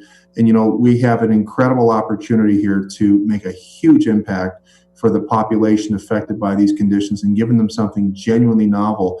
And frankly, as I've seen for so long, Brendan, I've seen so long a lot of, as I said, a lot of vision, a lot of hopeful, aspirational, entities and people come into the area, but it's a very different thing than to be performing. And I'm just really excited and pleased with where we're at right now. Fantastic, as always. Great information. A pleasure, sir. Stay well in the near term, and I hope we can do this again soon. I do as well. Take care, Brendan. All the very best. There we go, guys. Dr. Roger S. McIntyre from Champignon Brands and AltMed giving us a little bit of an update on their operations and very, very interesting research and information that they continue to work on in the psychedelic space. Let's go back over to the guys. An unbelievable, awesome guest. We talk about it as traders. Your day is never done, your job is never done, and learning is certainly a part of it. The more you can understand businesses, ultimately that's what capital markets are about. You want to understand a space, so that way you can react when news does hit, when a catalyst jumps in, you have a knowledge base with which to work from. And maybe, we did talk about this, we were talking about this name, certainly back in April, you have seen it make a move from there. So if you learned a bit from that, you're taking advantage of it now. It is past that 12 o'clock mark. I think we have some earnings to get to. Let's jump over to Brendan. Yeah, still a number of earnings names to get to in this earnings season, although we are kind of past the midpoint as far as earnings season goes, but still some interesting names. We looked at ACB. Yeah, they are set to report, guys, after market tonight. Remember about Aurora, as we know, and Neil, we talked about this a lot. They went, 10 for 1. So we'll watch out for that cannabis space. Always an interesting space, but watch out for Aurora tomorrow. It could be pretty nasty. They've been fun to trade. We haven't done much of that on the show lately, but Aurora Cannabis, I love it, guys. Great call. Yeah, I mean, that's probably going to be the one that sticks out for us there. Otherwise, like we always say, stick to what is working for you. You're never going to get Sean and I away from these carnival cruise, NCLH. You've been absolutely fantastic. There's one more thing we need to get to. I know you guys love it. Let's throw it to Valeria. See what day it is. Hey guys, what a great day. We're running out of time. That's how we enjoy being with you. Guys, thank you very much for joining us today, for all of the super chats. Special shout out to Marcos. He sent 3 super chats today. You're on fire. We appreciate your support a lot. And guys, thank you very much for all of your likes and subscriptions. Our goal is to reach 700 likes today. So if you didn't like our video yet, please hit the thumbs up now, and of course hit the watch list link. Just put your name and email address, and on Monday we'll be sending out to all of you free watch list. And guys, you can also become our trading guest. Just send your request at marketing@tradertv.live. We really want to see you and hear from you, dear viewers. And as usual, I'm saying what national day is today. Well, traders at Trader TV Live love chicken a lot because we're giving you winner's name. Well, today is the Dance Like a Chicken National Day. Do it. Yeah, what Dance like a chicken, guys. There you go. She's doing it. Get on camera. Get it on camera. Quickly. There it is. Okay, that's the chicken dance. Yeah, all right. Wasted. Yeah, happy chicken day to everybody. Happy chicken day to you too, Bull Shark there. My favorite cut of chicken used to be the cheapest. Now, not really, and that is the wing. I love the chicken wing there. Not much of a white meat kind of guy. Like the tenderness and the juiciness of dark meat, but wing, my favorite. Neil, how about yourself? Yeah, I mean, I'm a dark meat guy myself as well. Look, I'm old enough to remember when chicken wings were a great deal. You get like 10 cents a wing or even better than that. Yeah, they ain't getting that anymore. Not anymore, but I am a huge fan of chicken wings. I love them spicy. I have not met a hot wing that I'm unwilling to try. I don't give a damn what it is on the Scoville scale. I'll give it a shot. Brennan, what about yourself? I got to go beer can barbecue method. That's always a never fail best recipe. Beer can barbecue, whole chicken on the barbecue on a beer can, guys. That's what it's all about, guys. Awesome day, awesome guest. I mean, this is what it's all about here. Yep. We've got good trades, we've got winners on. The big takeaway from today, however, you want to make that money again tomorrow, next week, every single day. You want to be able to follow along. We start at 9 o'clock. So make sure you sign up for that watch list so you can jump into some of the names. I didn't trade a single stock that wasn't on our list this morning. We're going to go through them every single day at 9. Make sure you can follow along with that watch list. Sign up when you do get a chance. For the entire team here, awesome job. Valeria, great chicken dance. Glad you did it. I don't know if people are going to believe that. We think we're going to make up these days. We're talking about chicken all day, and of course it's National Chicken Day, or Dance Like a Chicken Day. Sean doing a fantastic job. I can always tell how much money he's made because the fruit salad's not even close to done. I just took a peek there. Nah, not even close. Been a busy morning. I don't blame you whatsoever. But you got to get that done before lunchtime. Brendan doing a great job with the interview as always and getting us breaking news. I mean, he gave a couple of names today that were big time wins. If you got that OPK when he said it, great retracement. And as always, good job, Brandon. I'm Neil Roberts. Good morning, good afternoon, good evening, wherever you are in the world. This is Trader TV Live. We'll see you tomorrow. See you guys.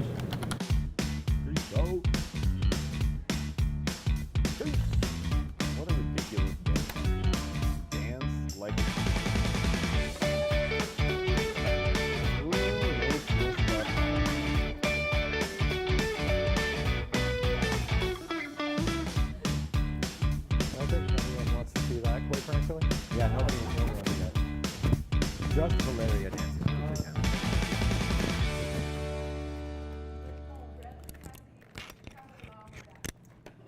Apparently.